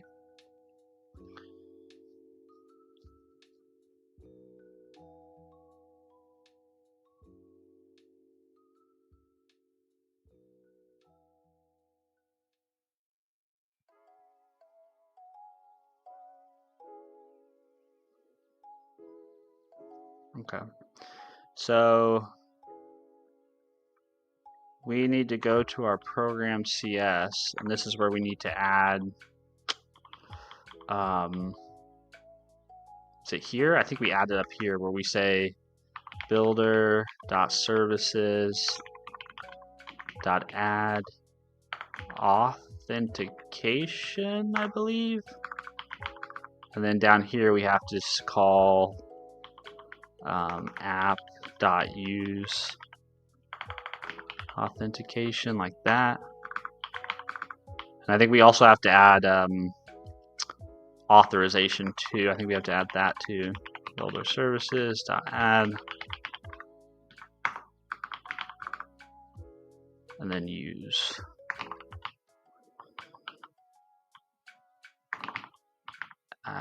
app.use. And then off of the authentication piece, I think this is where we can define our policies. So we say add JWT bearer. And this is gonna be the one that's a little different though, because I actually want to call this I basically want to allow expired tokens, which I know sounds weird. Actually, hold on. Let's use. I know it sounds weird, but I'm pretty sure that's the best way for us to be able to get the user ID or to get the user's identity without just saying, "Oh, you sent me a refresh token, so I should just issue you an access token." But I guess that's kind of what we're saying with the refresh token is that. Ow, something poked me in the foot. I guess what we're kind of saying with the refresh token is it shouldn't be.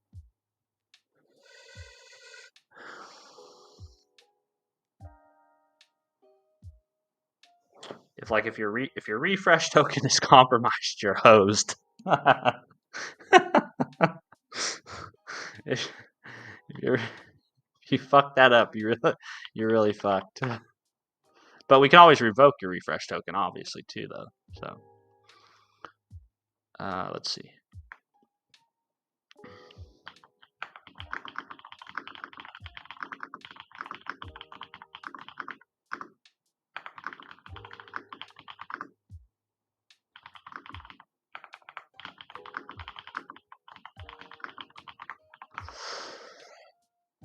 Excuse me. It's almost time for more coffee.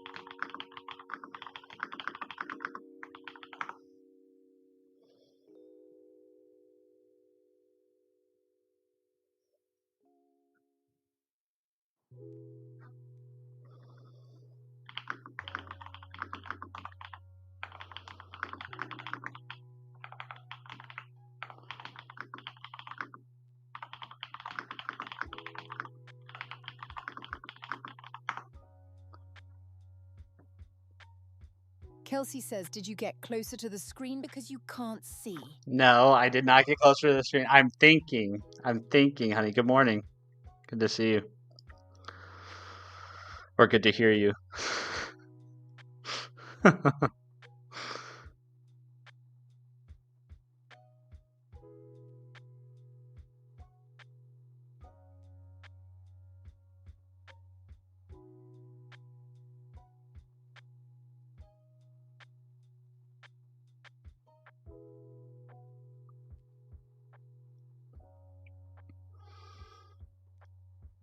Yeah, I'm not sure. I'm not sure what I should do here. In the past, when I've implemented this, I've always required the access Kelsey token. says I can screenshot it for you. I was just thinking, okay? My family's been on me to go to the eye doctor because I haven't been in a while. And they're right, I do need to go. Let's see. I'm implementing JWT authentication using refresh tokens that are rotated. When a user needs to use their... I'd like to say something. Stephen, go to the eye doctor. Let's see. So I suggested this user, but I am using Microsoft Identity and its sign-in manager, so it works for me. It might not be compatible with your setup. I think you're right, though. I think you're right. I think there's a difference between... because if I remember right, when I've done this in the past, I think I tried to extract the user ID using what I had originally written in the JWT token, and I think I had to use that claim type to get what I needed, if I remember correctly. But I can always debug it. I can always try and see if I need to do something different. Let's see. When a user needs to use their refresh token. Kelsey says thank you, Uncle Pee-wee. Now Kelsey has recruited chat into the nagging. I'm just kidding. I know you're not nagging. I know you're just trying to watch out for me, and I appreciate you for that. See, when a user needs to use their refresh token, is it recommended to also have them provide their expired access token? That's what I've done in the past, but I don't know if that's actually what you're supposed to do. That is the really nice part of LLMs, bouncing ideas back and forth Kelsey on how to says implement how to implement something. It's a nice alternative to the previous experience of reading docs, finding random reading. Yeah, you're 100% right. It's nice to be able to sort of, it's almost like being able to crowdsource, right? Because like I can't talk to like all 50 developers that know about this stuff at the same time, but it's sort of a way to like crowdsource that knowledge. Let's see. Yes is common, often recommended, though it is not strictly required, including the expired access token during a refresh request. Okay. Why provide the expired? Yeah. Okay.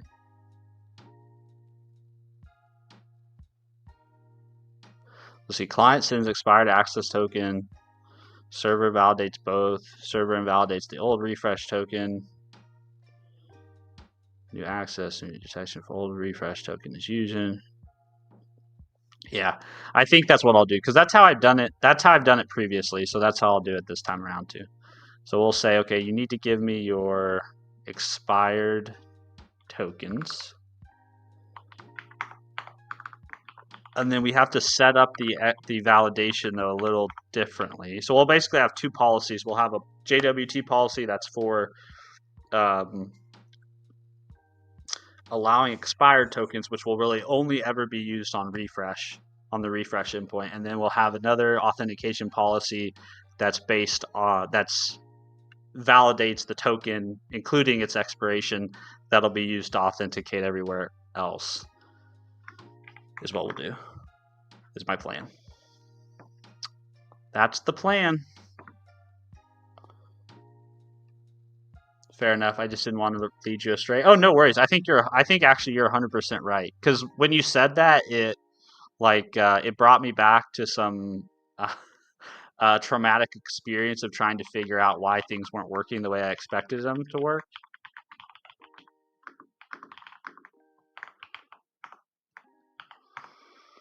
All right, so this is where, unfortunately,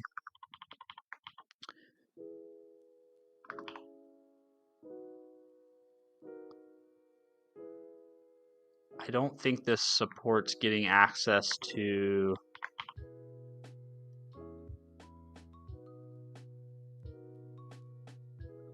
I wonder if this has any overloads. because I'm going to need the configuration. So let's do JWT add JWT bearer. See if I can find the documentation for this real quick.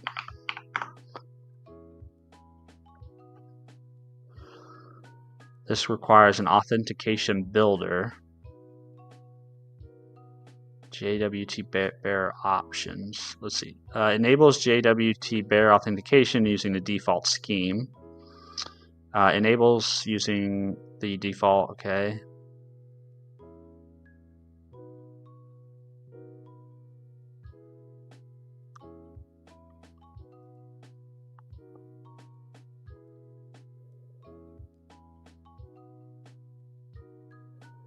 Authentication builder. Services, add policy scheme, add remote, add external cookie. No. So basically what I'm trying to look for right now is I want to know, let's see, when adding JWT bearer authentication to a .NET web API, I need to get the configured JWT options from the app's configuration. Is there a way to do this using the DI container without directly accessing the builder's configuration in the program.cs file? So the way I've done this classically is like I would just do something like this: var ops equals new JWT options, and then I would do something like builder.configuration.get section name of JWT options, and then we would bind that to the ops. The problem with this is that it then introduces this really painful, annoying experience when you're writing integration tests, where you basically have to provide these JWT options in multiple places.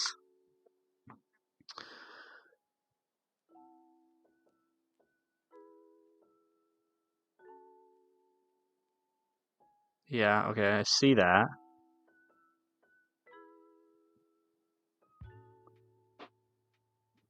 Let's see, access the DI container to get the configured options. Let's see, a cleaner alternative. I configure. If you want to avoid builder service provider, create a setup class. I've already done that. This moves all the heavy logic. Yeah, show me what you mean by that. Because I don't think that actually. I already have that.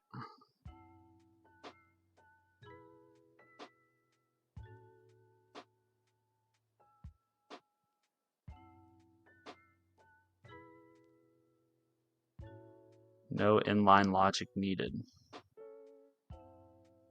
I don't think that's correct. I don't think that actually works.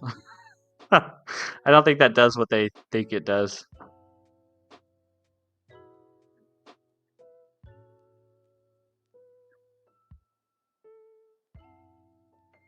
Or maybe it does actually. Hold on.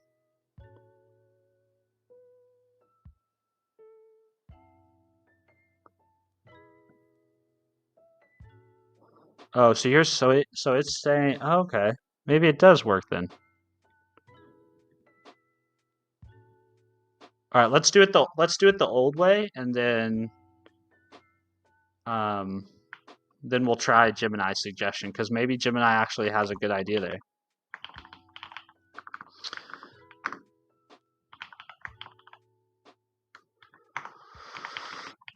gonna change my name so next time you'll get it right. But I need to go do some work now, so I'll see you guys around. See you, man. Yeah, sorry. I'm sorry. I struggle so much figuring out how to pronounce all the different usernames. I do try my best. I wish it would show me your guys' display names instead of your usernames. That's what I wish I would see. I think that would be a lot easier to.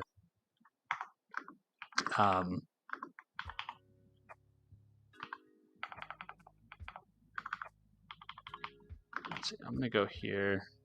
We are gonna do public security symmetric security key, and we are gonna do key.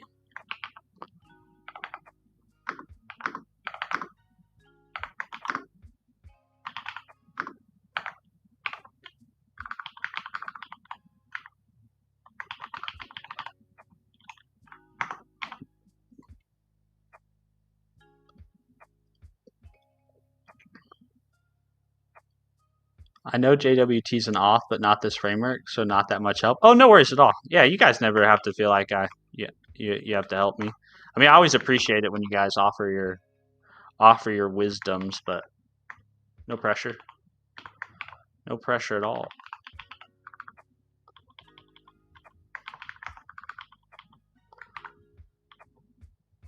I appreciate you guys just kind of hanging out with me, you know, keeping me company.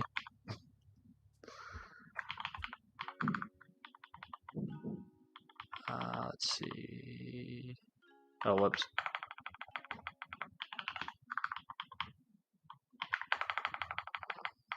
Ops.audience. Ops.key. And then we need to set the validate issuer to true. We're going to validate the audience. And we're going to validate the issuer signing key. But we don't need to validate the lifetime. We don't need to do. That's what's going to allow us to use a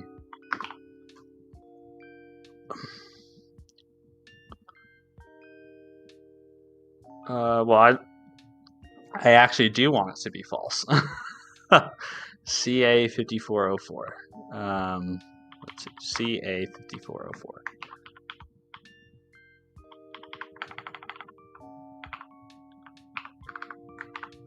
I appreciate you watching out for me that way.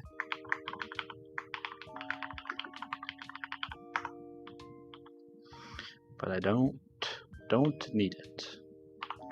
And then clock.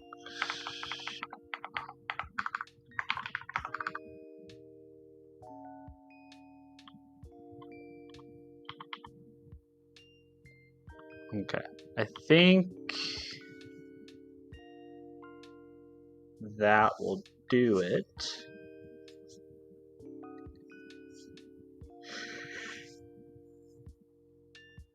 And we have to use it. We have to go to the refresh endpoint, and we have to say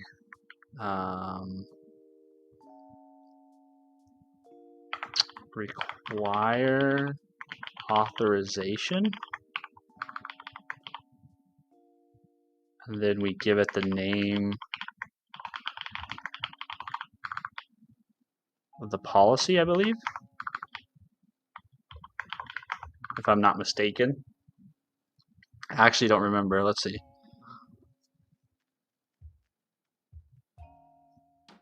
We also need to add some rate limiting to the login endpoint, because we don't want people to be able to brute force the login.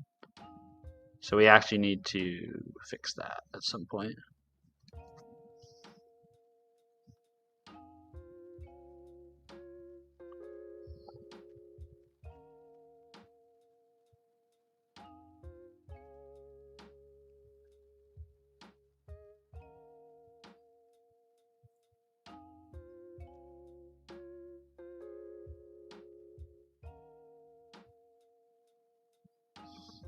Yeah. So this actually, I think, needs to be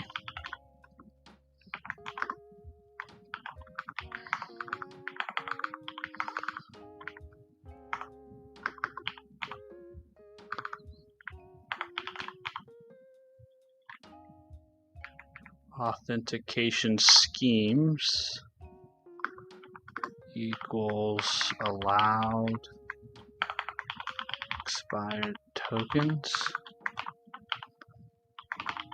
And then this is going to be require authenticated user. I believe that's what we want. All right, so then what I would hope is that we can then go to Postman, or we can run this, and we can say .NET run this thing.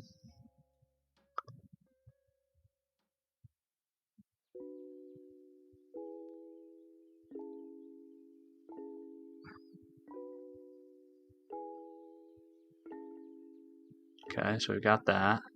And so then my hope is that we can then go to the or we can get an access token.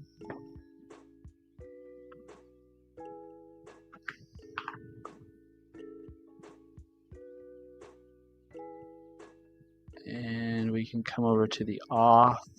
We can say we're using a bear token. Whoops. What did I just do?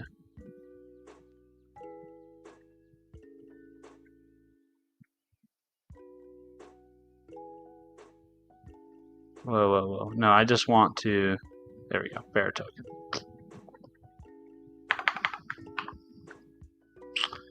And then let's see, body.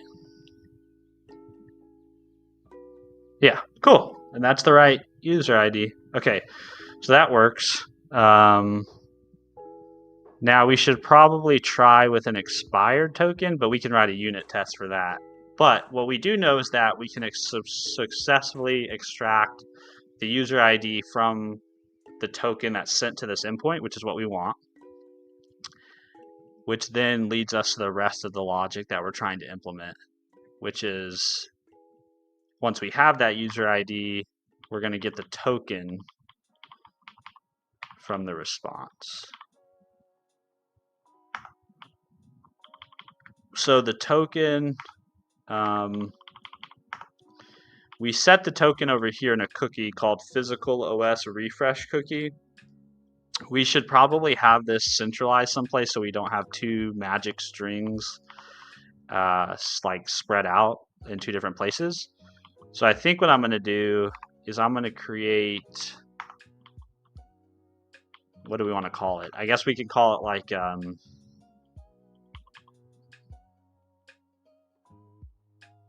I don't know what I guess we call it HTTP maybe. I don't know if that's the right thing, but basically I want to add a HTTP context extensions, and we'll just add a namespace like physical OS dot HTTP, or sorry, API dot HTTP. And then this will be an internal static class.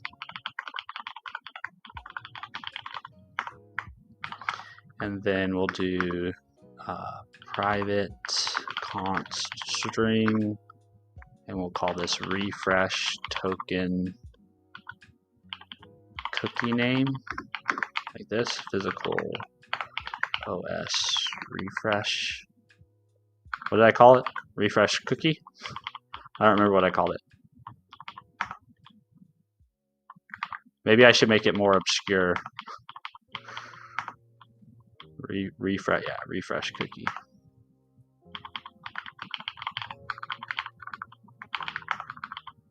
And then we can implement a method for setting the cookie, and then we can also implement a method for reading it.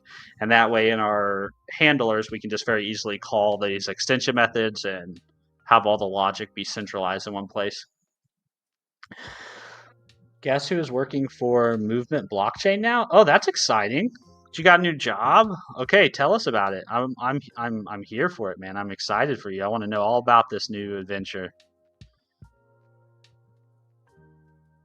Thanks. I'm going to integrate you guys too. Okay, so tell us about what is Movement Blockchain. Give us like the 411.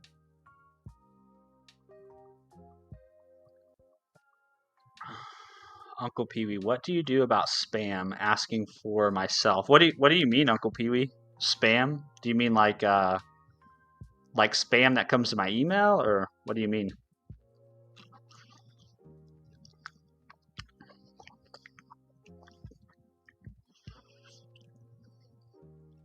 Unknown. Is this C sharp? Yeah, I'm working in C sharp. Yep. I'm doing I'm building an web API in C sharp right now. That's going to basically be my backend for this finance app that I'm building. And I'm currently just working on the authentication piece of it. We haven't actually started the interesting bits. Let's see, spam posters in a form. We are getting hammered with it. You could rate limit it, but I'm guessing this is like anonymous. You could rate limit it by IP. I don't know if that's a possibility. That would probably be what I would do.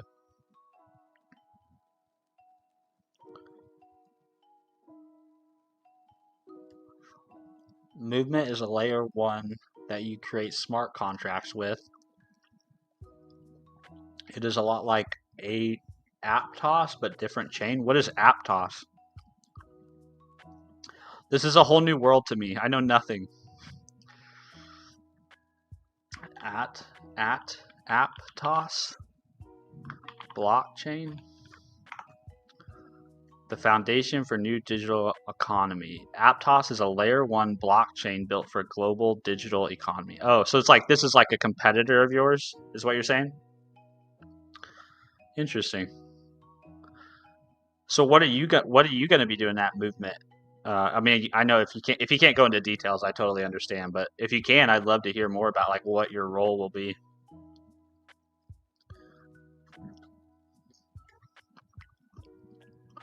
Somnet Guru, where should I start to catch up with you? You mean to catch up with me in terms of what I'm building?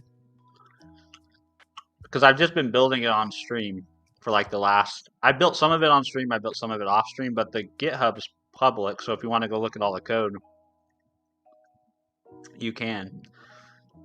If you mean more like catch up with me in terms of just like my ability, I don't think you should compare yourself to me. I'm not particularly fast. I'm not particularly smart. I'm not particularly good. I just stick with problems for a real long time. I'm very consistent, and I don't give up on things.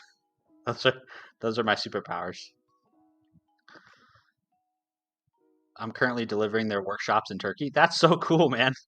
So like you're sort of like teaching other people how to use their technology. That's awesome.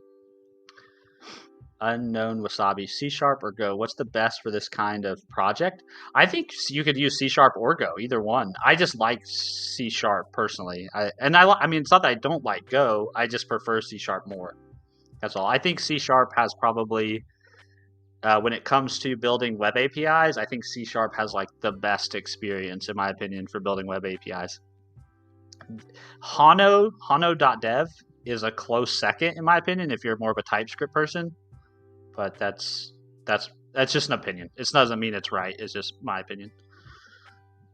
Which database will you need for this app? I'm just going to use, kind of like Bob had actually talked about this a couple days ago. I'm just going to use SQLite to start with because it's really just going to be an app for really me and maybe my wife to use for the most part. So we're just going to use the SQLite database, and then I'll just have that. The SQLite database will be stored on disk on the server where I host this, and then I just back that server up. So that's how we'll keep the data. And then if I ever feel like I want to migrate it to something that's more distributed, I can always do that, right? If I want to migrate it to a Postgres instance or something, but it's just going to be, it's definitely, I mean, I will publish the app and I will make it open source so that if somebody else wants to pull it down and configure it and host it and run it themselves, they can. But my intention is just for it to serve me and my family's needs. Uncle Pee-wee, he is really good at Rust. Lies, all lies. Let's see. Then if it goes well, I'm going to be in charge of education in general. That's awesome, you last. Well, congratulations, man. I'm super, super happy for you. I hope it's a blast. I hope you're having a ton of fun teaching the workshops. The most consistent man on earth, an inspiration for an ADHD mess with like me. Yeah, I can be consistent. That's about that's about all I'm. It's about all I'm special at. Good morning, Komodo Swag Dragon. Good to see you. Mainly, I try to educate people to use the blockchain and provide docs for it. I think that's awesome, man. It sounds like that's kind of like a passion of yours, right? And even better if you get paid to do it for a living. Unknown. Don't forget Docker to your project. So I will use Docker to deploy this, and it will be Dockerized. That's kind of how I deploy everything nowadays. It just makes it way easier to get things set up and running. It also makes it much easier when I want to migrate things, right? So totally agree. Docker for the win. You last, you're always welcome in the lecture or any event. Dude, I would love to come sit and learn more about blockchain. Although I can't come to Turkey. But if you ever do like a virtual one, I'll definitely sit in.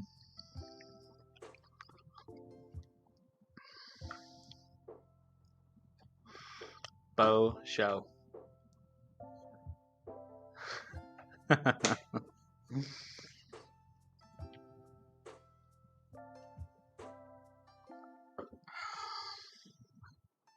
All right, let's do this. Lectures are online, obviously. Oh, okay, cool. Yeah, I would definitely sit in then. Let's see, public static void, I think,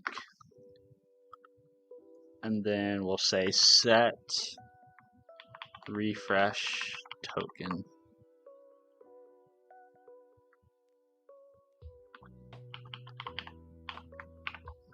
That. And this will take, see this, HTTP context, and this will just take a string, which is the token. And then we'll go to the login endpoint, and we'll just copy all this logic. Come back here, put it there.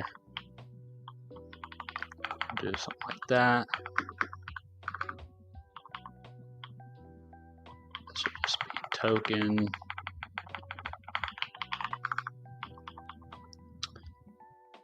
Oh, I guess I do need the whole thing, because I have to set the expiration.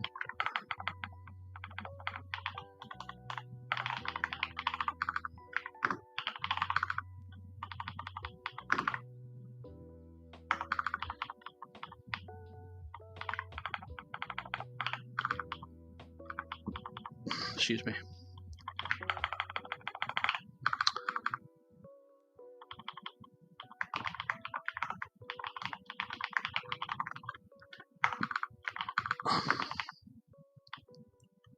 Awesome. And then we'll have another one that's called like get.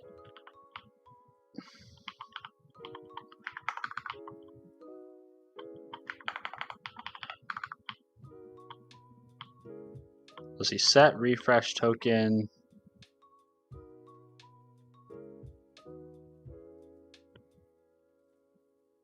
Or maybe like get refresh, set refresh. Yeah, that's fine. Get refresh token from cookie. And I don't know what this needs to look like. So this needs to look something like context request cookies dot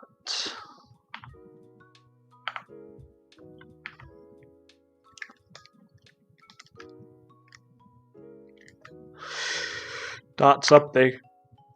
Have to something with the cookie. We need to return back a string, which is just going to be the token. So now we can clean up all this logic and just say Set refresh token cookie. Pass in the refresh token.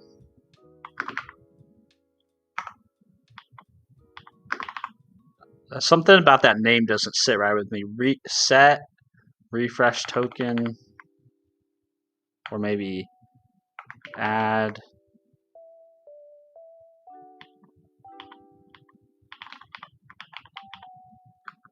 I don't know. I can't come up with a better name. Set refresh token in cookie or on cookie.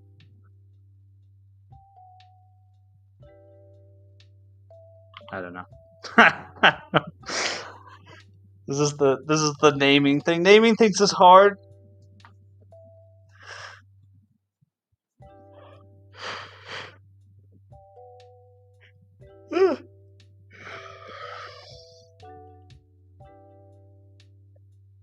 All my coffee's gone.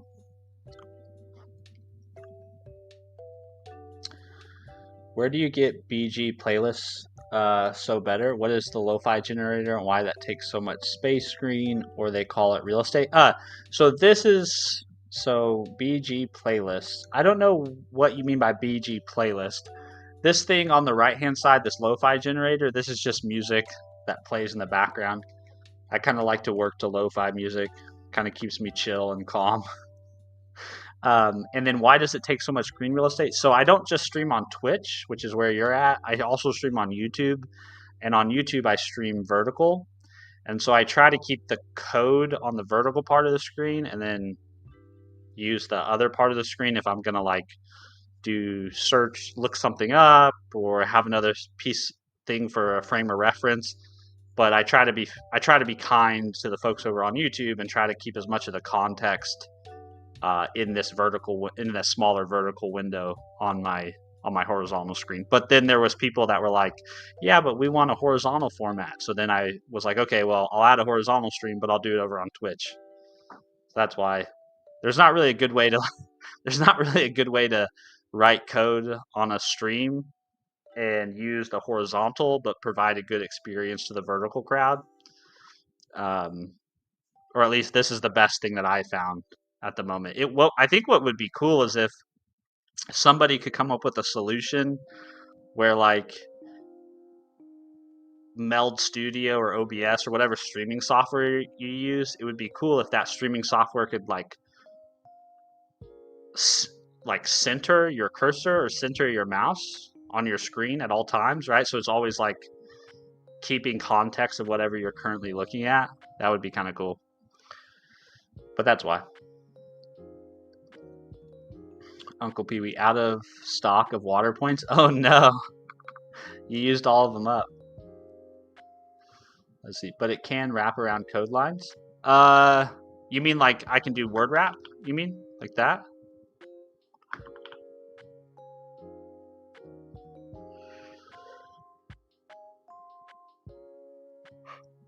Oh, I'm open. Sounds like a new project for Steven to create. Dude, I don't even know where I would start with that. That sounds hard. Yeah, I mean those watching in vertical will not be able to see the whole code. Yeah, that's the problem is like, I mean I'm happy to take suggestions, but everything I've tried has not been great. So basically I guess what I'm saying is I try to prioritize the vertical format because that's what helps my channel grow and get new people to see my content.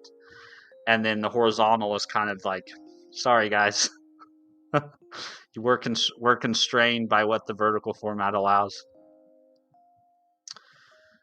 Hello Mark, good to see you. Yeah. Now, if Twitch, if anybody knows how to help, if anybody knows how to get Twitch to help grow my channel, then I'll prioritize the horizontal. Let's see, Unknown Wasabi. And what about the front end? Which library framework will you use? React. Good luck with your project. Thank you very much, man. I appreciate that. I'll probably end up using Vue for the front end. I haven't really made up my mind yet, but I'll probably end up using Vue. I really have enjoyed working with Vue over the last like 24 months. React was the first front-end framework that I learned, and I still like React. but I've just come to really, really enjoy working in Vue over the last couple years. So that's probably what I'll use. Or maybe I Uncle should Pee use Wee it. is telling you to drink some coffee. Unfortunately, the coffee's all gone, man. The coffee's all gone. There's no coffee in it. But I will take a drink of water. Mark, 7 streak on your stream. Thanks, man. I appreciate that, dude. That's super kind of you.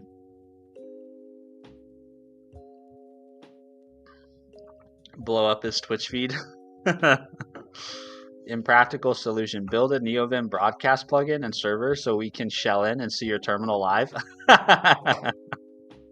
So this is my idea for a product, and I don't know what you guys think about this. So you guys tell me if you think this would be cool. And I don't know how feasible it is either, but here's my idea for a product. So everybody's doing live streams, right? And particularly in the coding space, when you're doing a live stream in the coding space, you usually have like multiple windows, right? You got your terminal, you got your browser, you got Postman, maybe you have a database viewer of some kind. And so for the streamer, managing the context, right? But your viewers can only see what you're showing through your streaming software. And so you kind of have to be the one not only focused on what you're trying to accomplish, but you also have to be focused on like making sure that your viewers have enough context of what's going on your screen, yada yada yada. So my idea for a product is, I think it would be really cool if I, as the streamer, could just say, okay, I want people to be able to see this window, this window, this window, this window, right? But then you guys on your end, you can control how the windows are laid out, right? Like, so if you guys want to put the terminal up on the top left and put my camera on the bottom right, and you want to lay it out in a vertical format or a horizontal format, like, you guys control that. I think that would be a really neat way to solve this, like, this world where there's multiple formats and where people may be interested in looking at different things, right? So all I do is I say I want them to be able to see these things. They can choose how to lay it out themselves. So basically, you guys would have like an OBS-like scene control system on your end, and all I would do is add things to that scene. Again, I don't know how feasible that is, but that's my product idea. Channel points to move Steven's camera around. Yeah, that would be kind of cool. But like, I would like it if you guys could just like move the camera around for yourself and not affect anybody else's view, right? It's basically like what I'm basically talking about is I'm basically talking about inverting the whole idea of like building a scene and then sending that stream to people. Instead, I just want to add sources and let you guys build your scene the way you want to consume it.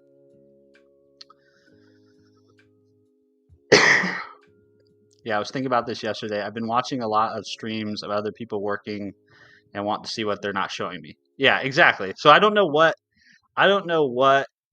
how you would solve that, but essentially the technology must exist there in some shape or form, right? Because OBS allows you to add sources, combine them into a single scene, and then send that out to people.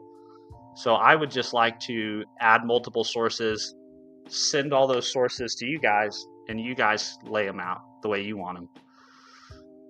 I don't think I'm smart enough to build it, but if somebody builds it, I will be your first customer. I promise. I will pay to use your product.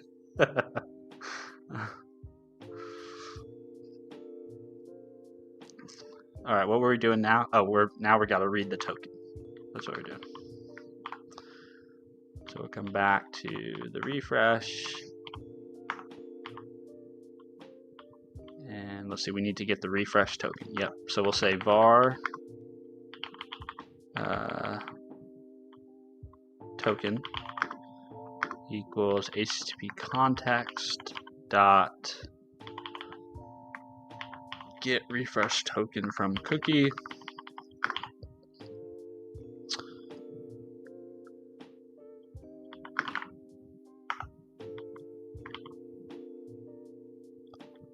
Now, how do I read the cookie? That's the question. I mean, you need to pay to control it. Yeah, it definitely would need to be a paid service, I think, for sure. For sure.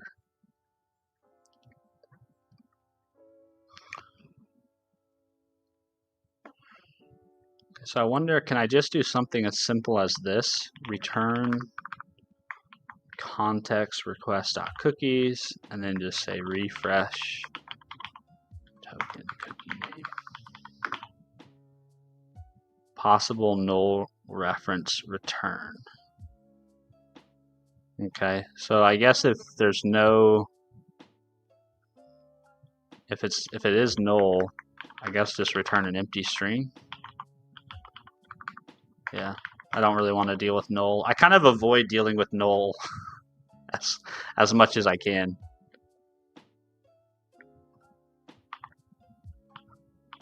And then in our refresh endpoint now, we need to do some stuff, right? So assume we have a token.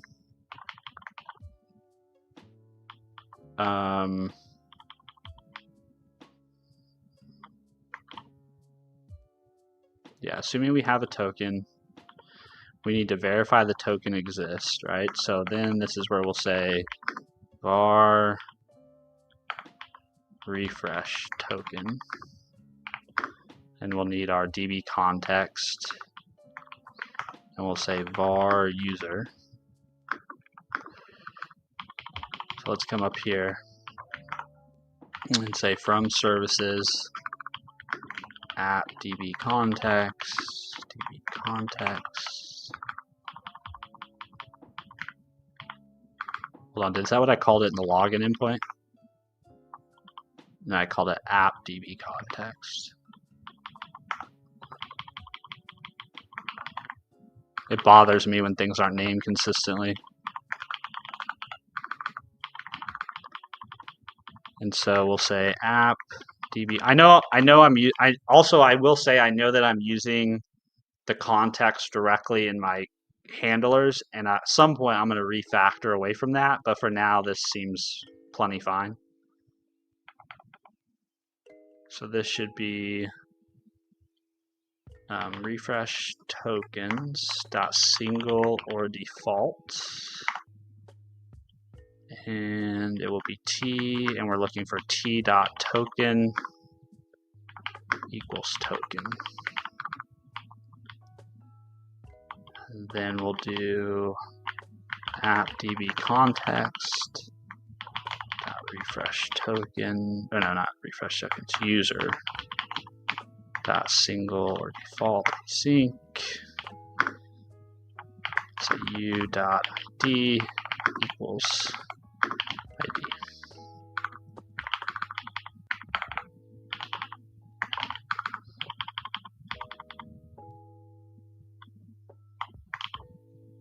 Oh, because that's a GUID.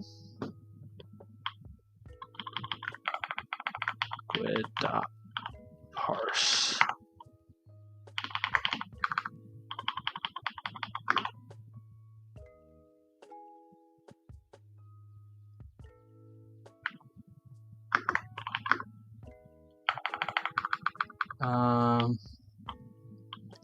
Yeah, I don't want to deal with null checks.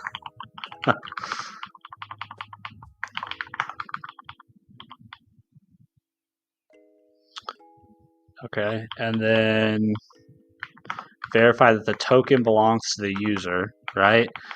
So this would mean like somebody got a hold of the someone got a hold of the refresh token. I guess vice versa. It just means somebody's trying to use an access token and a refresh token that don't really go together.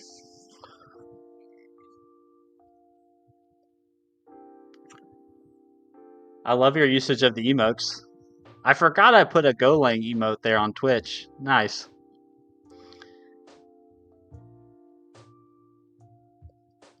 Dude, Uncle Pee Wee, you used all the emotes. I love that.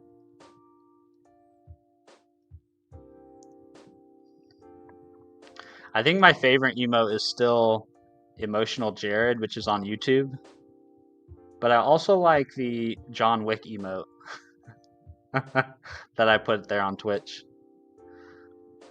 I tried to spend oh, I'm out of coffee, damn it. I tried to spend some time thinking about good emotes.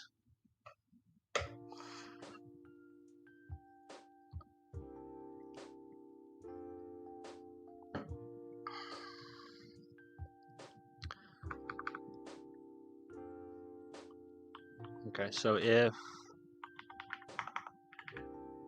let's see, if refresh token is if refresh token is null,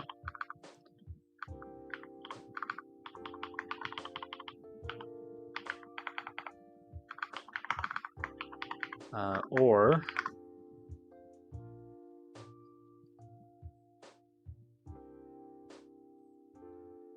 user is null, what would be the appropriate response here for unauthorized or maybe forbidden?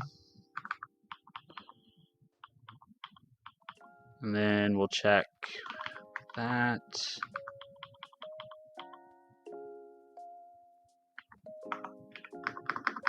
Var is users token equals user dot ID equals refresh token dot ID.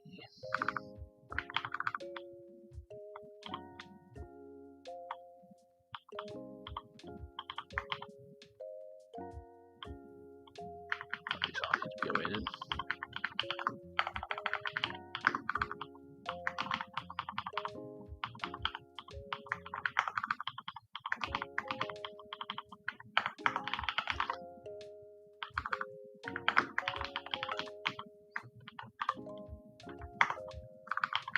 I don't really know what the right response is. It's not really a bad request, but it's I mean, it's not really unauthorized. It's just a bad request. I don't know. We'll fix it later. So it is user's token. Let's see.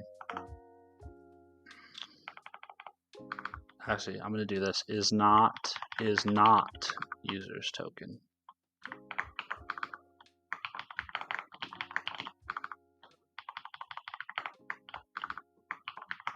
So if is not user's token, you can also return unauthorized. We also want to do some stuff like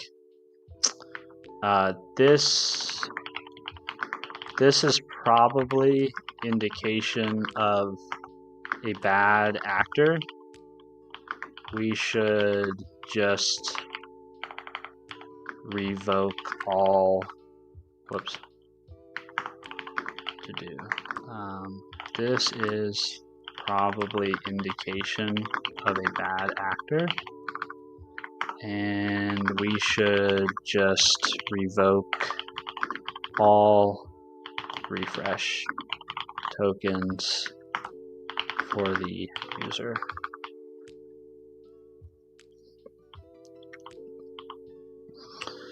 Then we need to verify that the token isn't expired or revoked. So we can do these both in the same one. So we'll say if refresh token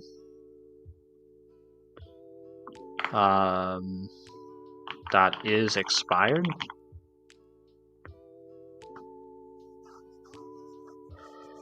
But I don't think I want the refresh token to do that on its own, because it will have to take a dependency on the current date and time. So I don't think I want, or if I do that, I want to pass in the time provider here. There definitely should be a revoked property. So there should be something like if refresh token dot revoked or refresh token dot is expired. Pass in the time provider.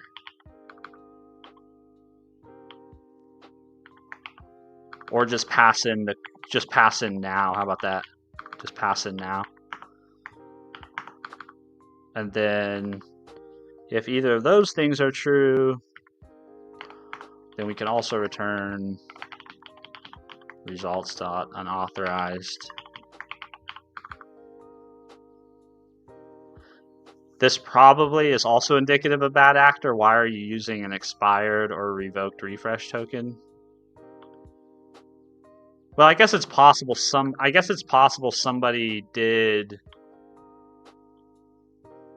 use an expired one, but if you're using a revoked one,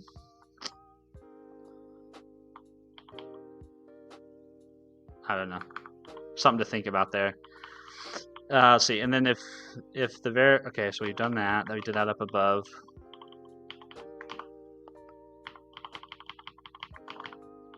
And then if we get all the way down here, right? Well, now we know we have a valid. We need to generate new refresh token and access token. So let's do that. Let's do from services. Let's get our time provider. I'm running out of time. And then we can also do from services, and we'll get our token service. Or no, I renamed it token generator.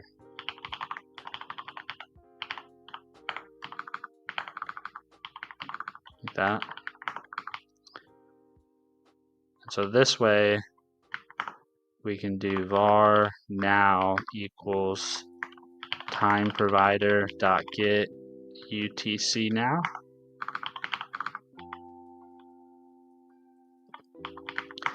And then down here, we can do var access token equals token generator dot generate access token and pass in the user, and then var refresh token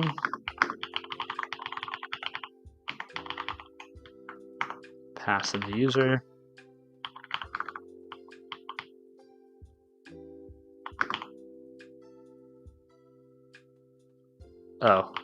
New refresh token. New refresh token. And then we need to set it here. So we'll say HTTP context dot set refresh token cookie. New refresh token. And then for now, we'll just do return new access token.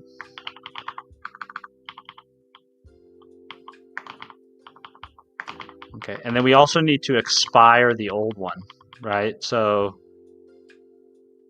or we need to revoke the old token. So we do something like this. We'd say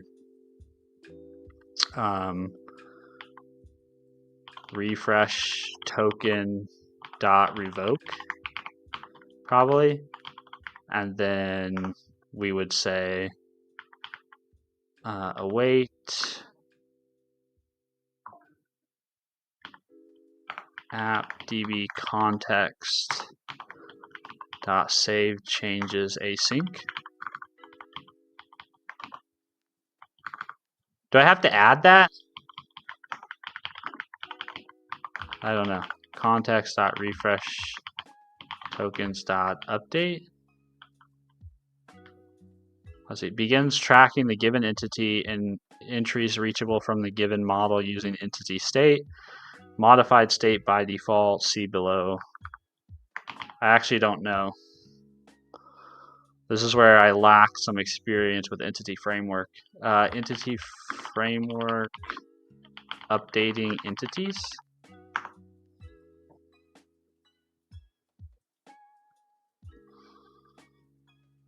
Let's see, retrieve the entity. Yep, that's what I did. Modify the properties of the retrieved entity.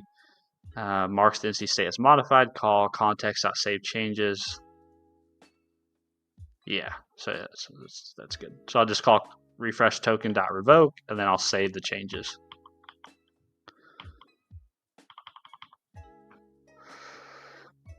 I think that looks good. Oh, we also need to save the we need to do await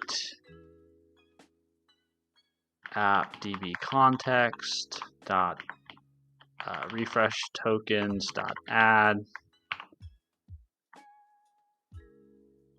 new refresh token, and then we need to save that.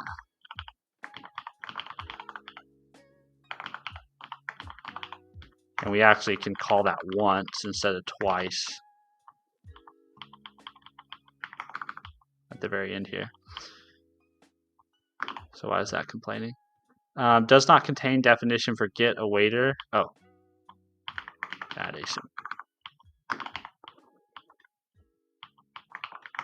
All right, and then we just need to declare this method, and we need to declare this property. Generate variable revoked, generate property revoked. Yes. Let's also generate this. And now we need to go implement those real quick.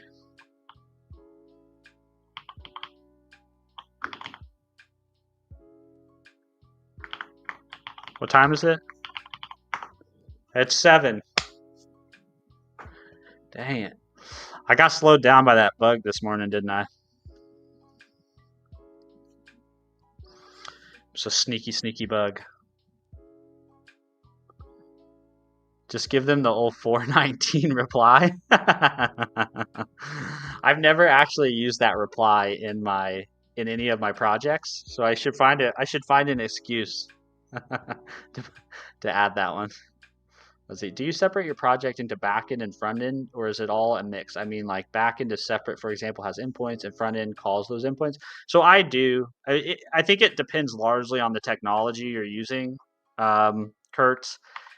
So what I have right now is I have a backend that's basically made up of only .NET projects. And I kind of take, whenever I build a project like this, I typically take kind of a clean architecture approach. I know people have a lot of feelings about that. I like the approach. I think it helps me organize my code and kind of helps me clarify where things go and what belongs where. I'm not saying that's how you need to build applications or everybody should build applications that way. That's just how I enjoy doing it.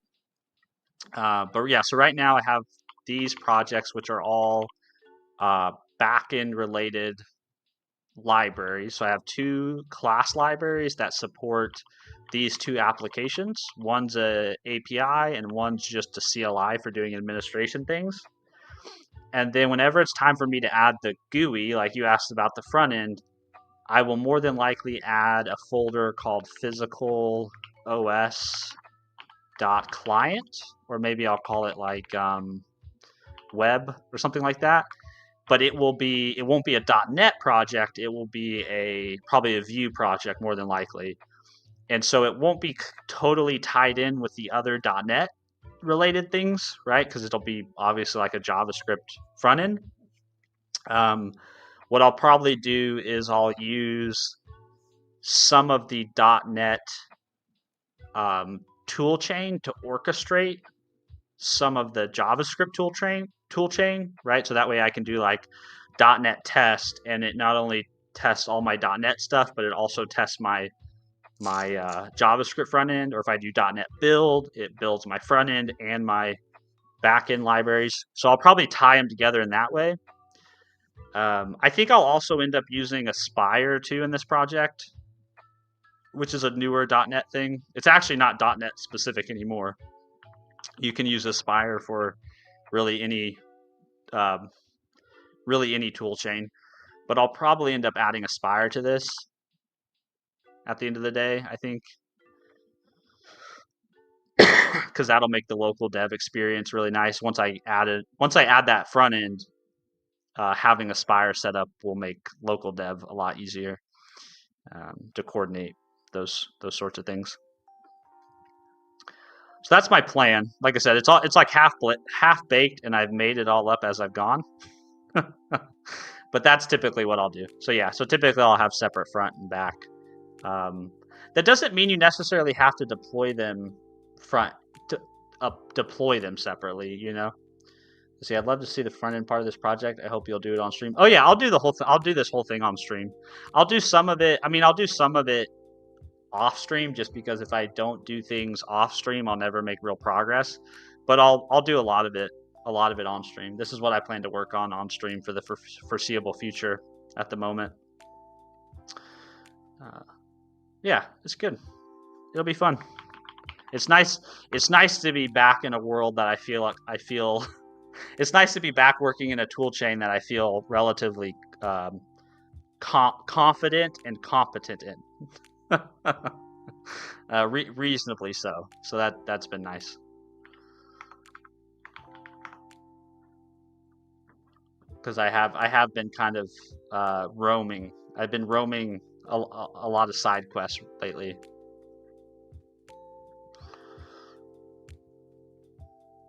Sabyash Cheetahs. Oh my god, just finished my office work in C#. Now here again. Ah, well, welcome. It's good to see you. Kurt's Vue.js. Yeah, I'll probably use Vue. I'll either end up using Vue or I'll end up using Blazor. I haven't decided. I think ultimately I want this app to be available as a mobile app, but I don't know how to build mobile apps quite yet. So that will be kind of another side quest that I take at some point. But yeah, I'll either do Vue. It'll either be a Vue spa front end or it'll be a Blazor server application. One of the two.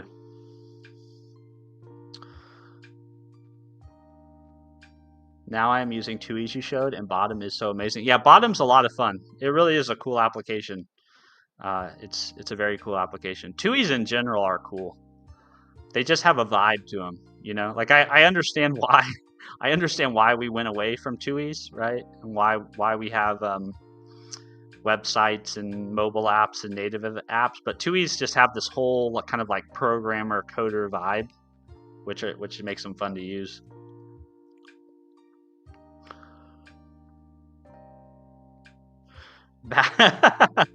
Back in the loving embrace of Microsoft. Yeah, I guess you could say that. I have not tried Solid.js, so that might be another. I mean, that might be this project might be a good excuse to learn a new front end. I've not tried Solid.js. I haven't tried SvelteKit. What's the front end framework that uses signals? Is it Solid.js? Is that what I'm thinking of? Ryan Carnito. It's the framework that Ryan I think that's his name. Carnito. Oh yeah. Okay, maybe it is Solid.js. Yeah, author of Solid. Yeah, so maybe I've not tried that, and I've been wanting to try it. So maybe that's what we do. We try Solid.js for the front end.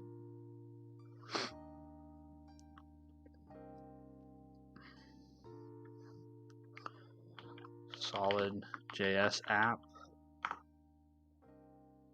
So I have like a tutorial. Yeah, here we go. Quick start.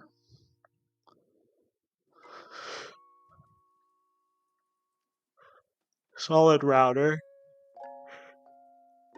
What's solid start?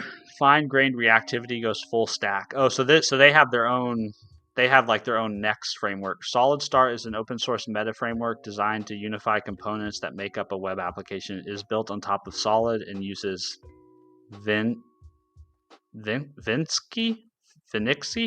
I don't know how you say that. An agnostic framework bundler that combines the power of Vite and Nitro.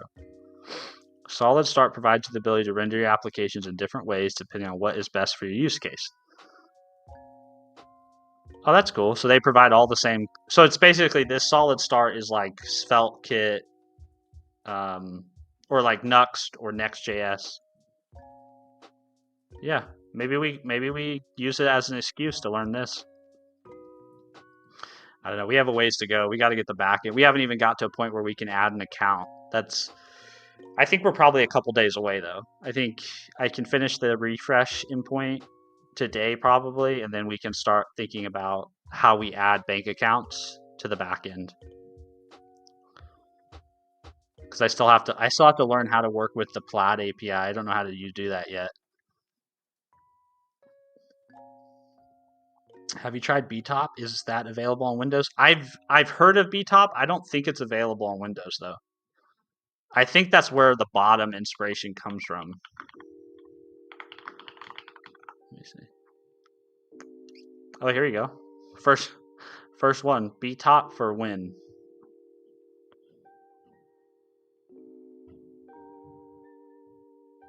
This is a resource monitor that shows usage stats for processor, memory disk, network processes, and services.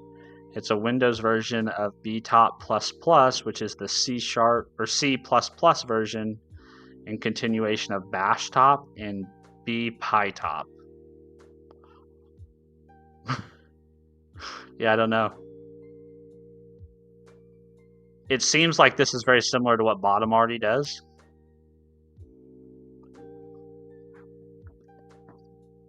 I've been using Bottom on all my machines, on my Linux machine, my Mac, and my Windows machine. Solid uses signals, I believe. Nice. So yeah, they have a coder vibe. Yeah, 100% they have a coder vibe. Kurtz, I'm also learning how to make a mobile app, learning Kotlin plus Jetpack Compose for it. Very cool. Okay. Maybe I'll join you on the mobile app quest before too long.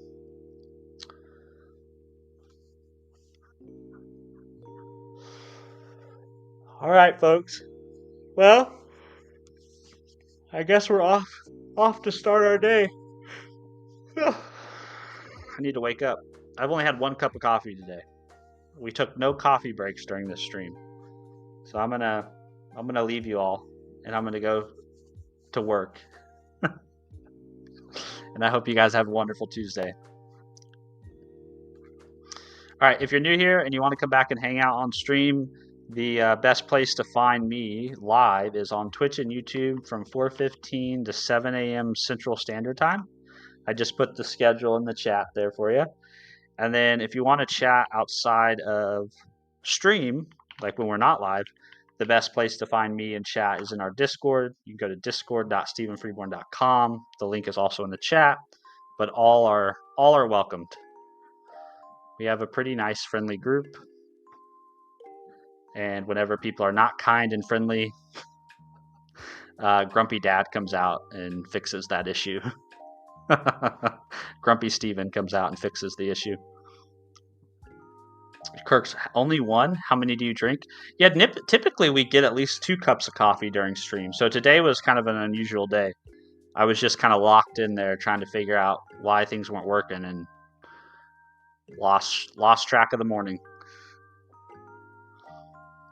See you, Bob. Have a good day, man. All right. I'll see you guys. Bye, Oblivion. Bye, Blackfire. Bye, Bob. Bye, Scorp. See you, Kurtz. Bye, Duck Boy. Who else is here? Uncle Pee-wee. See you, buddy. I think that's everybody. Bye, Mark.